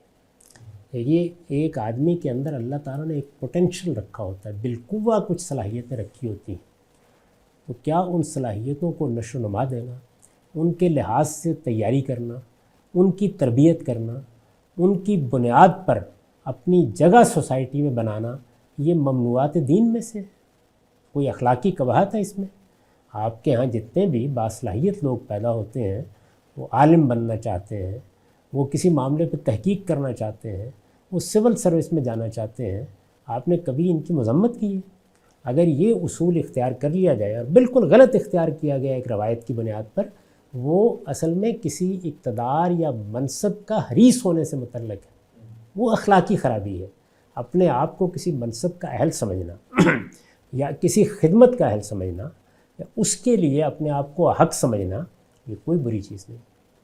اور میرے نزدیک اگر یہ چیز کسی شخص کے اندر موجود نہیں ہے تو آگے بڑھنے کا حقیقی ارج پیدا ہی نہیں ہوگا اس کے نتیجے میں۔ تو جن لوگوں کو اللہ تعالیٰ نے سیادت اور قیادت کے لیے پیدا کیا ہوتا ہے، یہ بھی ایک صلاحیت ہے، جیسے علم کے لیے پیدا کیا ہے، شعر کے لیے پیدا کیا ہے۔ اب ایک شاعر ہے، اعلیٰ درجے کا شاعر ہے، اپنی نظمیں غزلیں سنائے گا نہیں جا کے؟ کیا علامہ اقبال نہیں سناتے تھے؟ کیا غالب مشاعرے میں جا کے نہیں پڑھتے تھے؟ یہ اپنے آپ کو پیش کرنا ہے۔ تو دیکھیے بات یہ ہے کہ اگر سیدنا علی رضی اللہ عنہ ہو یا کوئی اور ہو، جلیل القدر صحابہ میں سے، ان میں سے کوئی اپنے آپ کو حق سمجھتا ہے کہ میں بہتر خدمت کر سکتا ہوں، تو میرے نزدیک یہ کسی لحاظ سے بھی کوئی دوسرے درجے کا معاملہ نہیں، کسی لحاظ سے نہیں۔ سیدنا عبداللہ بن عمر نے اگر اپنے بارے میں یہ خیال کیا کہ میں اس کے لیے موضوع نہیں، تو یہ بھی کمال دیانت تقویٰ ہے۔ اور اگر کوئی شخص دیانتداری کے ساتھ یہ سمجھتا ہے کہ میں اس کے لیے حق ہوں، لیکن کوئی خلاف قانون کام نہیں کرتا، کوئی خلاف آئین کام نہیں کرتا، کوئی خلاف دستور کام نہیں کرتا، عالمگیر اخلاقیات کی پیروی کرتا ہے، اللہ کے دین کی قائم کردہ اخلاقیات کی پیروی کرتا ہے، تو محض یہ بات کہ وہ اپنے آپ کو حق سمجھتا ہے یا یہ خیال کرتا ہے کہ یہ ذمہ داری مجھے ملنی چاہیے تھی، یا اس کے لیے اپنے کسی خیال کا اظہار کرتا ہے، تو یہ کسی طرح بھی کوئی دوسرے درجے کی چیز نہیں ہے، بلکہ معاشرے کے اندر اسی طرح کے حوصلہ مند لوگ ہیں جو لیڈرشپ کرتے ہیں، قیادت کرتے ہیں، یہی لوگ ہیں جن کے ذریعے سے سیاسی جماعتیں وجود میں آتی ہیں، سیاسی گروہ وجود میں آتے ہیں، اجتماعی نظم پیدا ہوتے ہیں، بڑے کاموں کی بنا پڑتی ہے۔ یہ چیز جو اللہ تعالیٰ نے انسان کے اندر رکھی ہے، اس کو مذہبی ذہن اس طرح قبول نہیں کرتا۔ تو اس لیے سیدنا علی رضی اللہ عنہ اگر ایسا سمجھتے تھے تو یہ ان کے خلیفہ راشد ہونے میں معنی نہیں ہے۔ آپ یہ دیکھیے کہ کیا اسٹیبلش ہسٹری میں ان کی طرف سے کسی بغاوت کے آثار آپ کو ملتے ہیں؟ کیا عدم تعاون کی کوئی چیز ملتی ہے؟ کسی جگہ بتا دیجیے۔ سیدنا ابوبکر صدیق کے زمانے میں، سیدنا عمر کے زمانے میں، سیدنا عثمان کے زمانے میں، یعنی آخری درجے میں احکام کے پیرو، ذمہ داری دی گئی ہے اس کو ادا کرنے کے لیے تیار، الدین و النصیحہ کا شاندار نمونہ۔ سیدنا عمر جیسا شخص جب باہر جانے کے لیے تیار ہو گیا ہے، اقتدار کے کسی حریص کے لیے تو بڑا آسان موقع تھا کہ یہ جائیں باہر، اتنی بڑی شخصیت ہے، قبضہ کر لیں گے۔ نہیں، وہ یہ کہتے ہیں کہ نہیں، آپ ہی کو اس چکی کو چلانا ہے۔ تو میں نے پوری کی پوری تاریخ میں دیکھی، روایات میں بہت کچھ اختلافات ہوتے ہیں، لیکن وہ تاریخ جو اسٹیبلش ہسٹری ہے اس میں ایک نہایت شاندار سیرت، ایک وہ سیرت ہے جو رسالت مآب صلی اللہ علیہ وسلم کے ساتھ ہے، وہ ایک صحبت کی سیرت ہے، ساتھ دینے کا ایک عمل ہے، وہ بھی کمال پر ہے۔ پھر خلفائے راشدین کے ساتھ تعاون کی ایک اسٹیبلش تاریخ ہے جس میں دو رائے نہیں ہو سکتی، وہ بھی بہترین نمونہ ہے۔ یعنی کہا جا سکتا ہے کہ اس کو ایک ایسے شخص کی طرف سے جو لیڈرشپ کے خصائص رکھتا ہے، جو لیڈرشپ کر سکتا ہے، جس کے پیچھے لوگ آ سکتے ہیں، جو اپنے آپ کو حق سمجھتا ہے کہ وہ ذمہ داری، اس کی طرف سے کمال معاملت کا اظہار ہے۔ کوئی اس سے آگے اخلاقی تقاضا نہیں ہو سکتا جس کو انہوں نے پورا نہیں کیا۔ اس کے بعد انہوں نے ایک موقع پہ اقتدار سنبھالا ہے، پرانی روایت کے مطابق سنبھالا ہے۔ اس میں بھی آپ نہ ان کی نیت پر کوئی بات کر سکتے ہیں، نہ محرکات پر، لیکن صورتحال اب اس طرح واضح نہیں ہے جس طرح کہ ابو بکر عمر کے زمانے میں رضی اللہ عنہما واضح ہے، چنانچہ نزاع پیدا ہوئی ہے۔ اور نزاع کے معاملے میں جو تعلیم ہمیں دی گئی ہے وہ تعلیم یہ ہے کہ اس کو صورتحال کے اندر رکھ کر دیکھیے، کیا نزاع کے امکانات، ایک تو یہ نا کہ کسی آدمی نے اچھی بڑی صورتحال تھی نزاع بنا دیا، نہیں، ایسا نہیں ہے۔ خلیفہ راشد کو شہید کر دیا گیا ہے، مظلومانہ شہید کر دیا گیا ہے، اس میں تو کوئی دو رائے نہیں ہے، کسی قصور اور گناہ کے بغیر شہید کر دیا گیا ہے۔ جو ان کی فرد قرارداد جرم بیان کی جاتی ہے وہ واقعہ یہ ہے کہ وہ اس قابل بھی نہیں ہے کہ اس کا ذکر کیا جائے، لیکن اتنا بڑا حادثہ ہو گیا ہے۔ اس کے بعد سیدنا علی رضی اللہ عنہ پرانی ٹریڈیشن کے مطابق ان لوگوں کی بنیاد پر بیعت لیتے ہیں۔ آپ چھوڑ دیجئے ان روایات کو جو یہ کہتی ہیں کہ انہوں نے کوئی جبر کیا یا اس طرح کا معاملہ ہوا، کیونکہ روایات کی ایک پوری دنیا اس میں ہر طرح کا رتب و یابس ہوتا ہے، ان کے اپنے موقف کو لے لیں اسی روایت پر، لیکن وہ روایت اب سیاسی لحاظ سے استحکام نہیں رکھتی۔ ٹھیک، یہ ایک بالکل واقعہ ہے۔ اس لیے جب یہ واقعہ ہے تو ایک نزاعی صورتحال کے دوسرے فریق کے بارے میں مجھے یا آپ کو کوئی حق نہیں ہے کہ ہم اس کی نیت طے کریں، اس کے محرکات طے کریں۔ اس طرح کی صورتحال میں گرد اتنی اڑتی ہے، میں نے آپ کو آج کی مثالیں دی ہیں کہ دو رائے ہو سکتی ہیں، اور جب دو رائے ہو سکتی ہیں تو دو طرح کے اقدامات بھی ہو سکتے ہیں۔ اس لیے میں اس موقع کے اوپر دونوں کو بری ٹھہراتا ہوں، یعنی نیت اور محرکات پر کوئی حملہ نہیں۔ جب یہ صورتحال پیدا ہو جائے گی تو ہر آدمی اپنے موقف کے لحاظ سے اقدام بھی کرے گا، اس میں بعض اوقات بڑے سے بڑا اقدام کرنا ہے۔ جو شخص ایک قدیم روایت کی بنیاد پر اپنے آپ کو خلیفہ سمجھتا ہے وہ دفاع کرے گا نا جب اس پر حملہ کیا جائے گا، اور جو نہیں سمجھتے وہ اس کو معزول کرنے، اس جگہ سے ہٹانے، یا ان کے نزدیک اگر کوئی غلطی ہو رہی ہے تو اس کی اصلاح کی کوشش کریں گے۔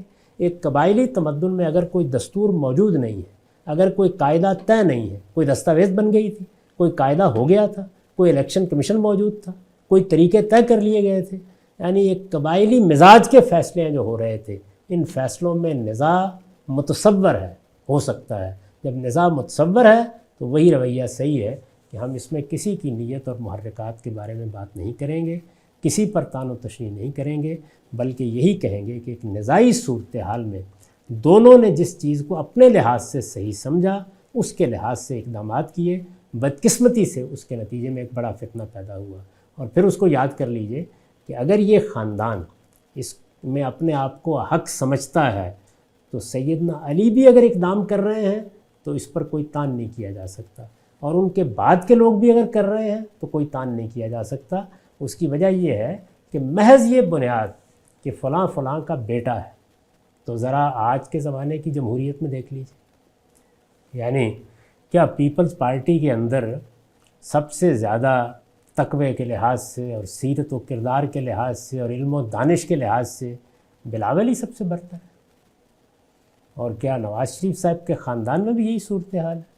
اور کیا مفتی محمود صاحب کے رفقا کا بھی یہی معاملہ ہے؟ یعنی جمعیت علماء اسلام میں مولانا فضل الرحمان سے نہ کوئی بڑا عالم ہے، نہ کوئی بڑا محدث ہے، نہ کوئی بڑا دین کا خادم ہے۔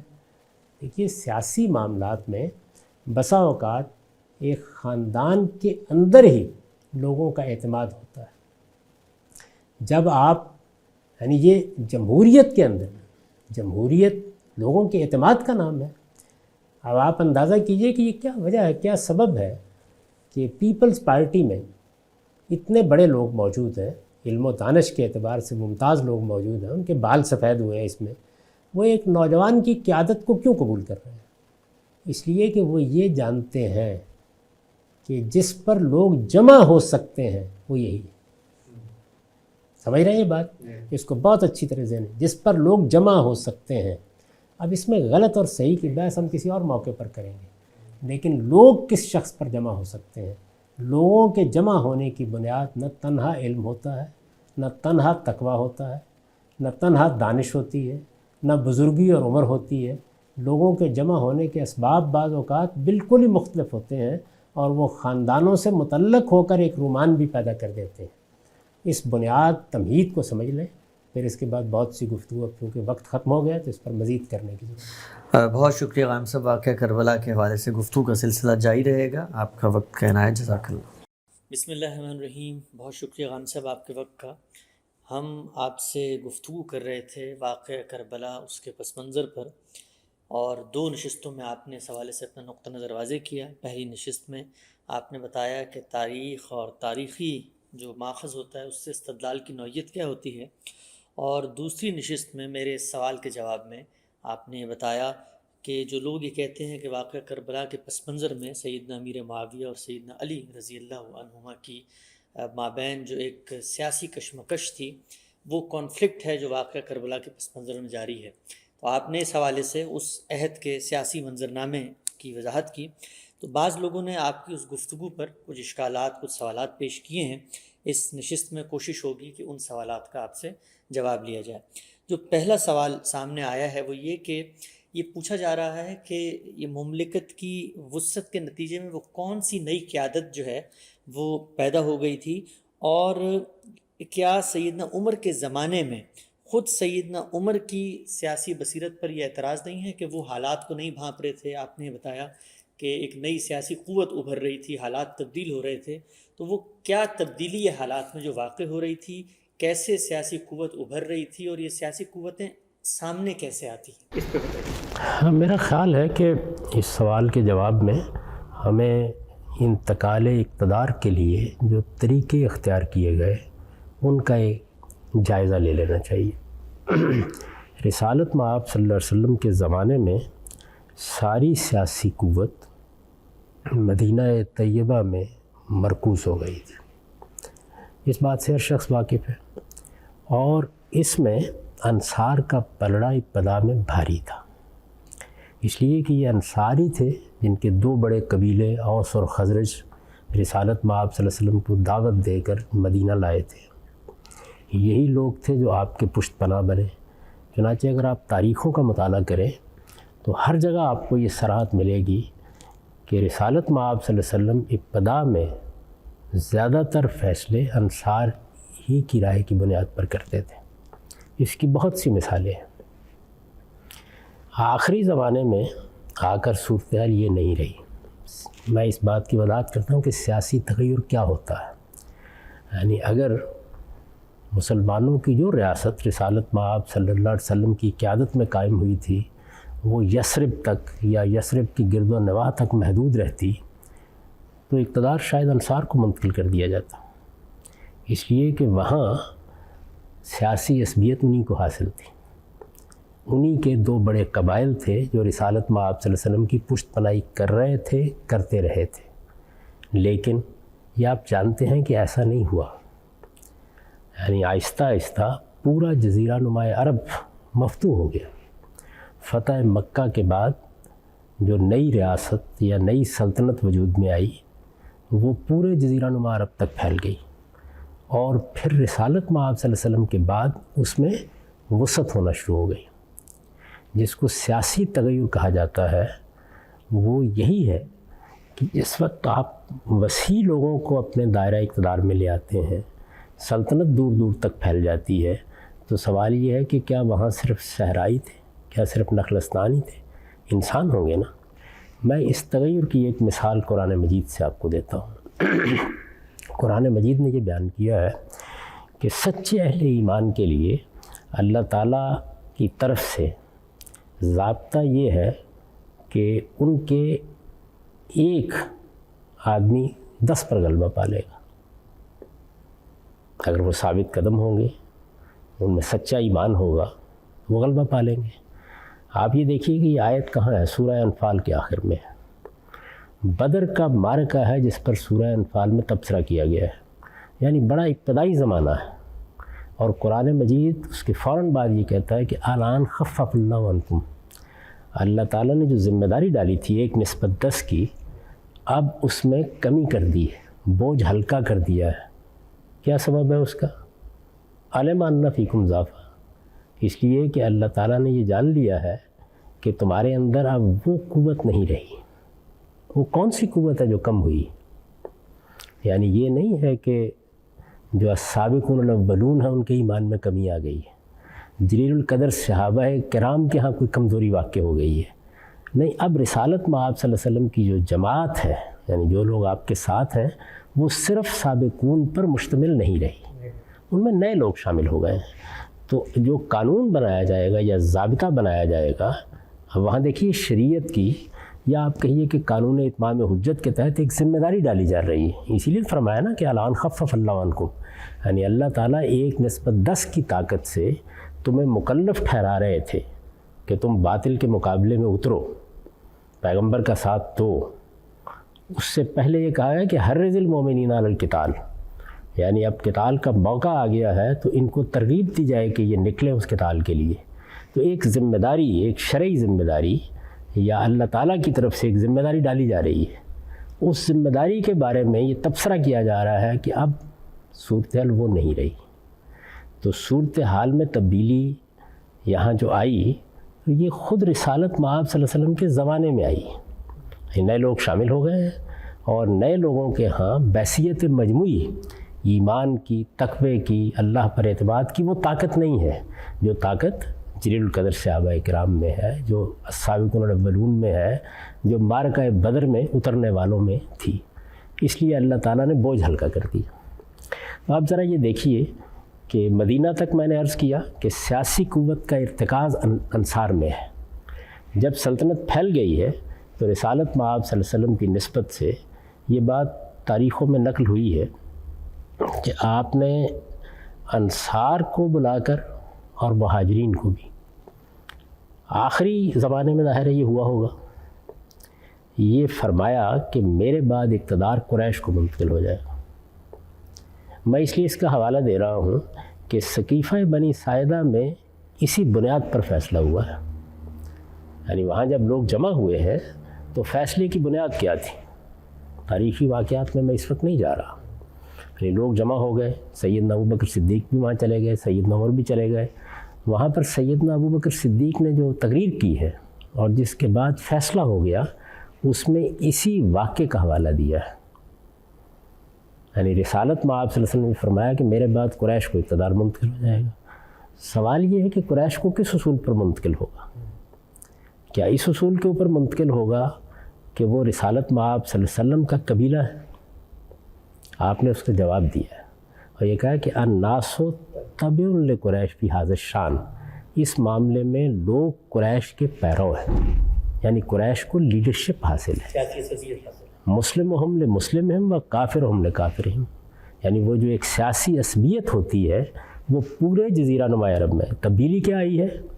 تبدیلی یہ آئی ہے کہ ریاست جو کچھ بھی اس زمانے کی ریاست ہے, ظاہر ہے کہ ایک قبائلی تمدن میں ایک ریاست ابھر رہی ہے, تو جو کچھ بھی وہ ریاست ہے وہ مدینے کے حدود یا یثرب کے حدود یا یثرب کے نواح تک محدود نہیں رہی. وہ چونکہ اب پورے جزیرہ نما عرب تک وسیع ہو گئی ہے, تو اب جو سیاسی تغیر آ گیا ہے اس کے لحاظ سے فیصلہ ہوگا نا. وہ سیاسی تغیر کیا آیا؟ اب پورے عرب کے لیے قیادت کا فیصلہ کرنا ہے. تو جب پورے عرب کے لیے قیادت کا فیصلہ کرنا ہے تو کس اصول پر ہوگا؟ یہ اصول کو سمجھنے سے پہلے یہ جان لیجئے کہ قرآن مجید کیا کہہ چکا ہے. وہ یہ بات تو واضح کر چکا ہے کہ امرہم شورا بینہم, یعنی مسلمانوں کا نظم اجتماعی ان کی رائے پر مبنی ہوگا. اس میں نہ تلوار فیصلہ کن ہوگی, نہ کوئی قبیلہ فیصلہ کن ہوگا, نہ کوئی خاندان فیصلہ کن ہوگا, نہ کسی خاص شخصیت تعلق کی بنیاد پر اقتدار منتقل کیا جائے گا, بلکہ امرہم شورا بینہم. یہ اصول قائم کر دیا گیا ہے, لیکن اس اصول کو قائم کر دینے کے بعد اس کو کسی زمین پر روبہ عمل ہونا ہے. یعنی جب آپ کہتے ہیں کہ لوگوں کی رائے کی بنیاد کے اوپر حکومت قائم ہوگی, امرہم شورا بینہم کے اور کوئی معنی نہیں ہے. یعنی مسلمانوں کے ہاں کسی کو کوئی استحقاق نہیں, نہ علماء کو, نہ فلسفیوں کو, نہ کسی خاص طبقے کو, نہ کسی خاص گروہ کو. امرہم شورا بینہم یعنی انہی کے مابین رائے اور مشورے سے فیصلہ ہو جائے گا. تمام معاملات اسی اصول پر طے ہوں گے. تو انتقال اقتدار کے بارے میں تو یہ اصول قائم کر دیا گیا کہ وہ جمہوری طریقے سے ہوگا, لوگوں کی رائے کی بنیاد پر ہوگا. میں نے اس پر بڑی تفصیل سے بحث کی ہے. اس پر مولانا سید ابو اللہ صاحب مودودی نے سب سے اچھی بحث کی ہے تفہیم القرآن میں. اس کو بھی اگر آپ دیکھ لیں تو وہ بالکل واضح کر دیا ہے انہوں نے, اور مجھے پورا اتفاق ہے ان سے کہ اس میں در حقیقت ہر لحاظ سے لوگوں کی رائے پر فیصلے کو منحصر قرار دے دیا گیا. اور جب لوگوں کی رائے پر فیصلے کو منحصر قرار دے دیا گیا ہے تو اس کا لازمی نتیجہ کیا ہے؟ اکثریت کی رائے فیصلہ کن ہو جائے گی. یہ ظاہر ہے کہ اس کی کرولری ہے. جس وقت آپ کہیں گے کہ اس معاملے کا فیصلہ 10 آدمیوں کو کرنا ہے تو ان کے مابین اگر اتفاق ہو گیا تو بہت اچھی بات ہے, اگر نزاع ہے تو پھر اکثریت کی رائے فیصلہ کن ہو جائے گی. تو جمہوریت کیا ہے؟ اکثریت کی رائے کی بنیاد پر حکومت کا قیام. یعنی لوگوں کو آپ آزادی دیں, رائے کی آزادی دیں, فکر کی آزادی دیں, اظہار کی آزادی دیں, اور پھر ان کی رائے پر فیصلہ کر لیں. اگر آپ یہ کہتے ہیں کہ فلاں خاندان حکومت کرے گا, فلاں طبقہ حکومت کرے گا, فلاں گروہ حکومت کرے گا, فلاں شخص کے حوالی موالی حکومت کریں گے, تو اصول دوسرا ہوا نا. امرہم شورا بینہم میں تو یہی ہونا ہے کہ لوگوں کی رائے پر, لیکن لوگوں کی رائے کی بنیاد پر اب فیصلے جو کچھ بھی کیے جائیں گے وہ ظاہر ہے کہ اس تمدن کے لحاظ سے ہوں گے. یہ آج کا زمانہ نہیں ہے کہ جس میں آپ بیلٹ باکس رکھ دیں گے اور اس میں لوگ ووٹ ڈال دیں گے آ کے. پورے جزیرہ نما عرب کی سیاسی صورتحال میں لوگوں کو فیصلہ کرنا ہے. رسالت میں آپ صلی اللہ علیہ وسلم اگر اس فیصلے کو چھوڑ دیتے, اس کے بارے میں کوئی بات بھی نہ کہتے, اصول کے اطلاق کا کیا طریقہ ہوگا, تو شاید بہت بڑی نزاع واقع ہو جاتی. تو آپ نے ایک اصولی اطلاق واضح فرما دیا. یعنی 2 گروہ ہیں, ایک انصار ہے اور دوسرے قریش ہیں یا مہاجرین جن کو کہا جا رہا ہے. گویا اس زمانے میں جس طرح آج ہم کہتے ہیں نا کہ ہمارے ملک میں 3 بڑی سیاسی جماعتیں ہیں, تو گویا 2 بڑی سیاسی قوتیں موجود ہیں. اگر آپ یثرب کے لحاظ سے دیکھیں تو انصار, اور اگر پورے جزیرہ نما عرب کے لحاظ سے دیکھیں تو مہاجرین قریش. یہ 2 قوتیں موجود ہیں. اب ان دونوں قوتوں میں قضیہ ہو سکتا ہے، نزاع ہو سکتی ہے، اس میں آپ نے یہ فرمایا کہ میرے بعد قریش کو اقتدار منتقل ہو جائے گا۔ اصول کیا ہے؟ وہی امرہم شورا بینہم کا اصول، اطلاق کرنا ہے نا اس کا، قبائلی معاشرے میں اس کا اطلاق کرنا ہے، آج کے زمانے میں نہیں کیا جا رہا، قبائلی معاشرے میں اس کا اطلاق کرنا ہے۔ تو آپ نے فرمایا کہ قریش کو اس سے پہلے بھی قیادت حاصل تھی اور اب بھی قیادت انہی کے پاس ہے، جزیرہ نما عرب کے لوگ انہی کی حکومت سے، انہی کی سیادت سے، انہی کی قیادت سے واقف ہیں۔ جیسا کچھ بھی قبائلی نظم جزیرہ نما عرب میں تھا اس میں یہ قریشی کی حیثیت تھی۔ آپ یہ دیکھیے کہ جو ارشادات نقل ہوئے ہیں ان میں ایک ایک بات کو آپ نے واضح فرمایا ہے۔ میں نے ابھی آپ سے عرض کیا کہ فرمایا کہ الناس تبع قریش فی ھذا الشأن، یعنی قریش اس معاملے میں سردار ہیں اور لوگ انہی کی اتباع کرتے ہیں، انہی کی پیروی کرتے ہیں، انہی کے پیچھے چلتے ہیں، انہی کی قیادت کو تسلیم کرتے ہیں۔ اس میں یہ سوال پیدا ہوتا ہے کہ کیا اسلام کے بعد بھی فرمایا مسلم ہم لمسلم و کافر ہم لکافر، کہ جو صورتحال کفر میں تھی وہی صورتحال اسلام میں بھی ہے۔ اچھا، پھر اس کے بعد عرب لا تعرف ھذا الامر الا لھذا الحی، عرب اس قبیلے کے سوا کسی اور کی قیادت سے واقف نہیں ہے۔ تو یہ بسا اوقات ہوتا ہے کہ سیاسی طور پر کیا فیصلہ ہونا چاہیے وہ بالکل واضح ہوتا ہے، اور قبائلی معاشرے میں اس کا اندازہ کرنا کچھ مشکل نہیں ہوتا۔ رسالت مآب صلی اللہ علیہ وسلم نے یہ فیصلہ خود کیوں فرمایا؟ تاکہ آپ کے فوراً بعد وہ بڑی نزاع واقع نہ ہو جائے جس میں مہاجرین قریش کے اور انصار کے مابین تلواریں کھنچ جائیں۔ گویا ایک قضیے کا اندازہ کر کے کہ وہ پیدا ہو جائے گا، آپ نے اس کے بارے میں ایک ہدایت دی۔ یہ دیکھیے کہ جس وقت لوگ سقیفے میں اکٹھے ہوئے، انصار وہاں پہلے سے بیٹھے ہوئے تھے اور انصار اپنی قیادت ہی کا مطالبہ کر رہے تھے۔ کسی بھی گروہ میں جب عصبیت کا احساس ہوتا ہے، طاقت کا احساس ہوتا ہے یا لیڈرشپ اس کے ہاں موجود ہوتی ہے تو فطری طور پر وہ یہ چاہتا ہے کہ اقتدار میرے پاس آئے۔ میں یہاں اس سے پہلے بھی توجہ دلا چکا ہوں کہ اسلام کو اس پر کوئی اعتراض نہیں ہے، یعنی جس چیز کو ناپسند کیا گیا ہے وہ یہ ہے کہ کوئی گروہ یا کوئی فرد اقتدار کا حریص ہو جائے۔ میں یہ سمجھتا ہوں کہ میں فلاں خدمت انجام دے سکتا ہوں تو میں پیش کروں گا اپنے آپ کو۔ تو انصار یہ سمجھتے تھے کہ انہوں نے رسالت مآب صلی اللہ علیہ وسلم کا ساتھ دیا ہے، آپ ان کی دعوت پر یہاں آئے ہیں، وہی پشتیبان رہے ہیں اس سارے پیغام کے، بہت سی جنگیں لڑی گئی ہیں جس میں انہوں نے اپنے جان مال آبرو ہر چیز کو خطرے میں ڈالا ہے، تو ظاہر ہے کہ ایک پس منظر تھا ان کا، اور مدینے میں ان کو ایک طرح کی عصبیت بھی حاصل ہے۔ تو اس عصبیت کی بنیاد پر انہوں نے یہ چاہا کہ اقتدار اب رسالت مآب صلی اللہ علیہ وسلم کے بعد ان کو حاصل ہو جائے۔ ان کے بڑے لیڈر سعد بن عبادہ اس وقت موجود تھے، بڑی ہی زوردار تقریریں ہو رہی تھیں۔ اب سیدنا ابو بکر صدیق جب تقریر کرنے کے لیے کھڑے ہوئے ہیں تو انہوں نے تقریر کرتے وقت انصار کی خدمات کا اعتراف کیا، بہت اچھی تقریر کی، اور اس کے بعد سعد بن عبادہ سے یعنی لیڈر سے پوچھا، جو رہنما وہاں موجود ہے ان میں سب سے بڑے آدمی سعد بن عبادہ ہیں، انہی کی قیادت کا مسئلہ بھی زیر بحث ہے، اور ان سے پوچھا انہوں نے کہ سعد تمہیں یاد ہے یہ، تم موجود تھے، بیٹھے ہوئے تھے، رسالت مآب صلی اللہ علیہ وسلم نے اس وقت یہ فیصلہ کیا تھا۔ اور پھر یہ جو میں نے آپ کو عبارات سنائی ہیں یہ اصل میں اسی موقع پر سامنے آئی۔ روایت کون کر رہے ہیں؟ سیدنا ابو بکر صدیق۔ تصدیق کون کر رہا ہے کہ یہ رسالت مآب صلی اللہ علیہ وسلم کا فیصلہ ہے؟ سعد بن عبادہ، یعنی ان کے الفاظ ہیں لقد علمت یا سعد تمہیں معلوم ہے، جانتے ہو۔ رسول اللہ نے فرمایا تھا انت قائد، آپ وہاں بیٹھے ہوئے تھے۔ اچھا، اب یہ دیکھیے صحابہ کرام کا کردار کیا ہے، یعنی اس موقع کے اوپر کہ انصار اپنے لیے قیادت کا مطالبہ کر رہے ہیں، اس موقع پر کہ سعد بن عبادہ ان کے رہنما ہیں، اگر ان کا یہ مطالبہ تسلیم کر لیا جائے تو قیادت ان کے پاس جائے گی۔ میں آپ کوئی اور ہوتا تو ہو سکتا ہے کہ اس کمزوری میں مبتلا ہو جاتا کہ انکار کر دیتا، لیکن رسول اللہ صلی اللہ علیہ وسلم کے بارے میں صحابہ کی زبان سے غلط بات نہیں نکلتی۔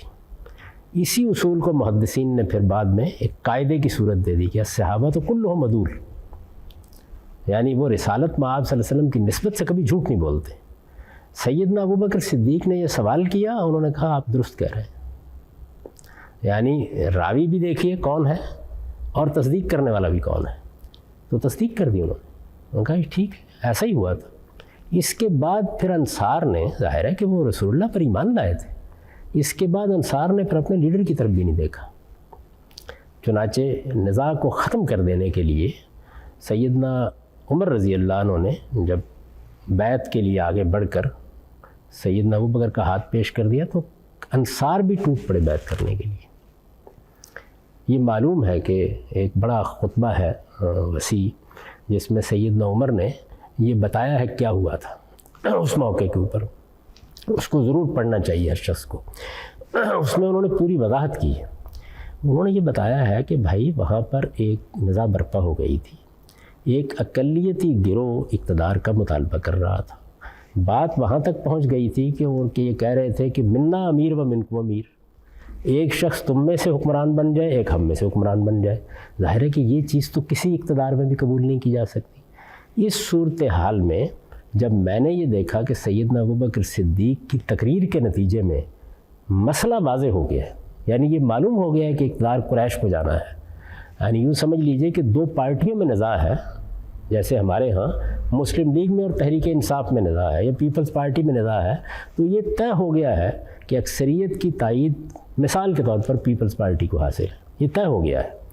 اب اگر پیپلز پارٹی میں کوئی ایسی شخصیت موجود ہے کہ جس شخصیت کے بارے میں دو رائے نہیں ہو سکتی، تو وہ کہتے ہیں کہ وہ سیدنا ابوبکر تھے۔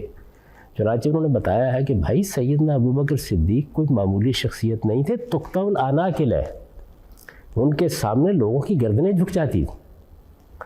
میں نے پچھلی دفعہ بھی یہ مثال دے کے بتایا تھا کہ ہر گروہ میں، ہر پارٹی میں بعض اوقات بڑی غیر معمولی شخصیات ہوتی ہیں، جیسے جماعت اسلامی میں مولانا سید اللہ صاحب مودودی تھے، پیپلز پارٹی میں ذوالفقار علی بھٹو صاحب تھے، مسلم لیگ میں قائد اعظم۔ تو ایسی غیر معمولی شخصیات کے بارے میں یہ اعتماد ہوتا ہے کہ کوئی ان سے اختلاف نہیں کرے گا۔ وہ یہ کہتے ہیں کہ اسی اعتماد پر، یعنی مجھے یہ اطمینان تھا کہ میرے ان کا نام پیش کر دینے سے کوئی بھی اختلاف نہیں کرے گا، یہ ایک ایسا نام ہے جس کے بارے میں نزاع نہیں ہو سکتی، تو میں نے ان کا نام کیوں پیش کیا؟ تاکہ یہ افتراق آگے نہ بڑھ جائے۔ یعنی اس وقت تو معاملہ طے ہو گیا ہے، لیکن رات گزرنی ہے، اس سے پہلے کوئی اور قیامت برپا نہ ہو جائے۔ ایسا ہوتا تو پھر تلواریں ہی فیصلہ کیا کرتی ہیں۔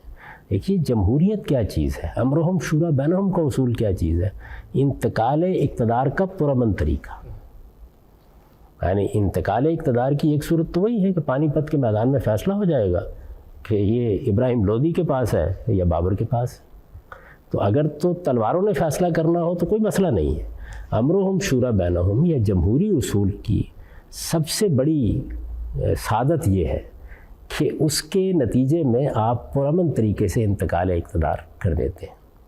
یعنی صحیح اصول پر بھی ہوتا ہے۔ صحیح اصول میں کیوں کہتا ہوں اس کو، اس دنیا کے اندر اقتدار کس کے پاس ہونا چاہیے؟ دو ہی بنیادیں ہو سکتی ہیں، ایک یہ کہ اس کائنات کا خالق فیصلہ کر دے، دوسرے یہ کہ جن لوگوں کے اوپر حکومت قائم ہونی ہے وہ فیصلہ کر لیں۔ تو یہ دوسرا اصول ہے جس کو آپ جمہوریت کہتے ہیں یا امرہم شورا بینہم کا اصول کہتے ہیں۔ تو اس اصول پر چونکہ انتقال اقتدار ہونا ہے تو اس میں ایک ایسی شخصیت، یعنی پہلے یہ بات طے ہو گئی کہ اقتدار مہاجرین قریش کی طرف جائے گا، انصار کے پاس نہیں ہوگا، یہ بات طے ہو گئی۔ اس بات کے طے ہونے کے بعد کیونکہ یہ فیصلہ رسالت میں آپ صلی اللہ علیہ وسلم نے کر دیا، اور آپ دیکھیے کہ اس میں پیغمبر کی بصیرت بھی، یعنی یہ نہیں کیا کہ فرد کا فیصلہ کر دیں، کسی فرد کے بارے میں نہیں کیا، بلکہ اس اصول کی بنیاد کے اوپر اس کا اطلاق کر کے دکھایا۔ میں نے آپ کو بتایا نا کہ العرب لا تعرف حاضر الامر الا لحاضر ہے، یعنی عرب اصل میں اعتمادی اس قبیلے پر کرتے ہیں۔ تو بصیرت پارٹی، بصیرت گروہ قریش کے حق میں فیصلہ حضور نے کر دیا۔ فیصلہ اتنا بدیہی ہے، یعنی اس میں دو رائے ہو نہیں سکتی تھی کہ اس میں کوئی اختلاف ہوتا، اور پھر خدا کے پیغمبر کا فیصلہ، صحابہ کرام نے اس کو مانا اور انصار نے مانا اور تائید کی، سعد بن عبادہ نے تائید کی، یہ بات ٹھیک ہے، اصول میں یہ بات ٹھیک ہے۔ یہ مان لینے کے بعد انہوں نے ان کا نام پیش کر دیا۔ اس موقع کے اوپر وہ تنبیہ کرتے ہیں کہ اللہ تعالیٰ نے ہمیں اس موقع پر جو میں نے فیصلہ کیا، رائے قائم کی، اس کے کسی برے نتیجے سے محفوظ رکھا، لیکن کوئی شخص بھی اس بنیادی اصول کو توڑنے کی کبھی کوشش نہ کرے کہ مسلمانوں کا نظام لا خلافت الا مشورۃ من المسلمین، یعنی وہ مسلمانوں کی رائے پر مبنی ہوگا۔ تو آپ بخاری میں اس خطبے کی پوری روایت کو دیکھیے، اس میں وہ صورتحال کو واضح کر دیتے ہیں اور اس وقت کے سیاسی معاملات کے بارے میں بھی اپنا تبصرہ بیان فرما دیتے ہیں، اپنے انتخاب کی وجہ بھی بیان کرتے ہیں، اور ساتھ ہی یہ بتا دیتے ہیں کہ جو اصول کار فرما ہے وہ کیا ہے کہ مسلمانوں کی رائے سے فیصلہ ہوگا۔ غلام صاحب، ایک بہت چھوٹا سا نازک سوال اس موقع پر اسی گفتگو کو جاری رکھتے ہیں۔ یہ بات تو بالکل واضح ہوتی ہے سعد بن عبادہ کے سرنڈر کرنے سے، جیسی ان کے سامنے بات کی گئی، لیکن کیا یہ بات ان کو پہلے سے معلوم نہیں تھی کہ رسول اللہ صلی اللہ علیہ وسلم یہ فیصلہ کر چکے ہیں؟ کیا یہ انصار کو معلوم نہیں تھی؟ یہ آخر معاملہ یوں کیوں نہیں ہوا کہ رسول اللہ رخصت ہوئے ہیں تو انصار آئے ہوں قریش کے پاس اور کہا ہو آئیے اقتدار سنبھال لیجئے؟ یہ ابتدا بھی تو آخر ہوئی ہے نا، بعد میں اگرچہ دھول جھٹ گئی، تو اس کی کیا وجہ ہے؟ کیا رسول اللہ نے یہ ابلاغ کیا دین کی طرح نہیں کیا تھا؟ سیاسی معاملے میں آپ کی ایک اجتہادی بصیرت والی رائے تھی، اس کی کیا وجہ ہے؟ ظاہر ہے کہ یہ کوئی دین کا مسئلہ تو تھا نہیں، دین کا مسئلہ تو وہی تھا کہ امرہم شورا بینہم، یعنی مسلمانوں کا نظم اجتماعی ان کی رائے کی بنیاد پر ہوگا۔ آپ نے ایک قضیے کا احساس کرتے ہوئے کسی موقع کے اوپر یہ توجہ دلا دی۔ بعض اوقات ہوتا یہ ہے کہ ایک بات آپ کے ذہن کے پس منظر میں موجود ہوتی ہے، لیکن جذبات کی حدت میں آپ بھول جاتے ہیں۔ انہوں نے یاد دلایا، اس کو یاد دلایا تو سب لوگوں نے مان لیا اس بات کو۔ یعنی اگر آپ اس کی پوری رودات کو دیکھیں تو جیسے ہی سیدنا ابوبکر صدیق نے اس فیصلے کا حوالہ دیا، میں نے آپ سے کیا کہ سعد بن عبادہ نے تائید کی اس بات کی۔ اب اس کے بعد بھی ایک سوال پیدا ہوتا ہے اور وہ یہ ہے کہ قریشی کے حق میں فیصلہ ہو گیا، قریش کے اندر سے کیا لوگوں سے یہ توقع نہیں کی جا سکتی تھی کہ وہ انصار کی خدمات کا اعتراف کرتے ہوئے انصاری کے کسی لیڈر کو حکمران بنا لے؟ یہ ہو سکتا تھا۔ میں اس کی تائید میں سیدنا عمر کا ایک قول پیش کر دیتا ہوں۔ انہوں نے کہا کہ اگر معاذ بن جبل ہوتے تو ہم ان کو نامزد کر دیتے، ظاہر ہے کہ وہ انصار میں سے۔ تو ایسا ہوتا ہے بعض اوقات کہ بڑی غیر معمولی کوئی شخصیت کسی دوسرے گروہ میں ہے، اتفاق ہو گیا، آپ نے اس کو قبول کر لی۔ یہ خود یہ بات بتا رہی ہے کہ صحابہ کرام کس جگہ سے معاملات کو دیکھتے۔ اقتدار کی حرص نہیں ہے، اقتدار کی حرص نہیں ہے، حقائق کا انکار کرنے کا کوئی سوال نہیں ہے، اور ہر ایک کی یہ خواہش ہے کہ افتراق پیدا نہ ہونے پائے۔ تو میں یہ عرض کر رہا ہوں کہ اس طرح وہی اصول ہے امرہم شورا بینہم کا، جس کا اس وقت کے لحاظ سے جو تمدن، جو حالات اس وقت میسر تھے، اس میں اس کا اطلاق کیا گیا۔ یہ مدینہ ہی میں ساری لیڈرشپ موجود ہے، یعنی اس پر یہ اعتراض نہیں کیا جا سکتا۔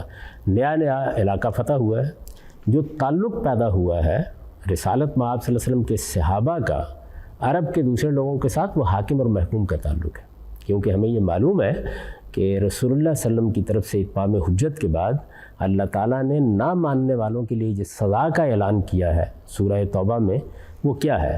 یعنی نہ ماننے والوں میں مشرکین عرب ہیں تو ان کے لیے موت کی سزا ہے، اور دوسرے گروہ ہیں، اہل کتاب کے بھی کچھ گروہ موجود تھے، دوسرے گروہ ہیں تو ان کے لیے محکومی کی سزا ہے۔ تو اس وجہ سے غیر مسلم جتنے بھی ہو سکتے تھے وہ یا تو مشرکین کے زمرے کے ہوں گے یا اہل کتاب کے۔ اہل کتاب کے زمرے کے لوگوں کو اس سزا کا سامنا تو نہیں کرنا پڑے گا جو مشرکین کے لیے بیان ہوئی ہے، لیکن محکومی کی سزا ان کے لیے بھی، حتیٰ یؤتوا الجزیۃ عن ید وہم صاغرون، یعنی ان کو بھی محکومی قبول کرنی ہے۔ یہ اصول جان لینا چاہیے، اس لیے کہ اللہ کے پیغمبر کی طرف سے اتمام حجت کے بعد اس اصول کی میں بہت وضاحت کر چکا ہوں۔ اس کا تو کوئی سوال نہیں ہے کہ وہاں کوئی قومی ریاست قائم ہونی ہے، یعنی جو تعلق پیدا ہونا ہے صحابہ کے درمیان، حضور پر ایمان لانے والوں کے اور دوسروں کے حاکم محکوم کا تعلق ہے۔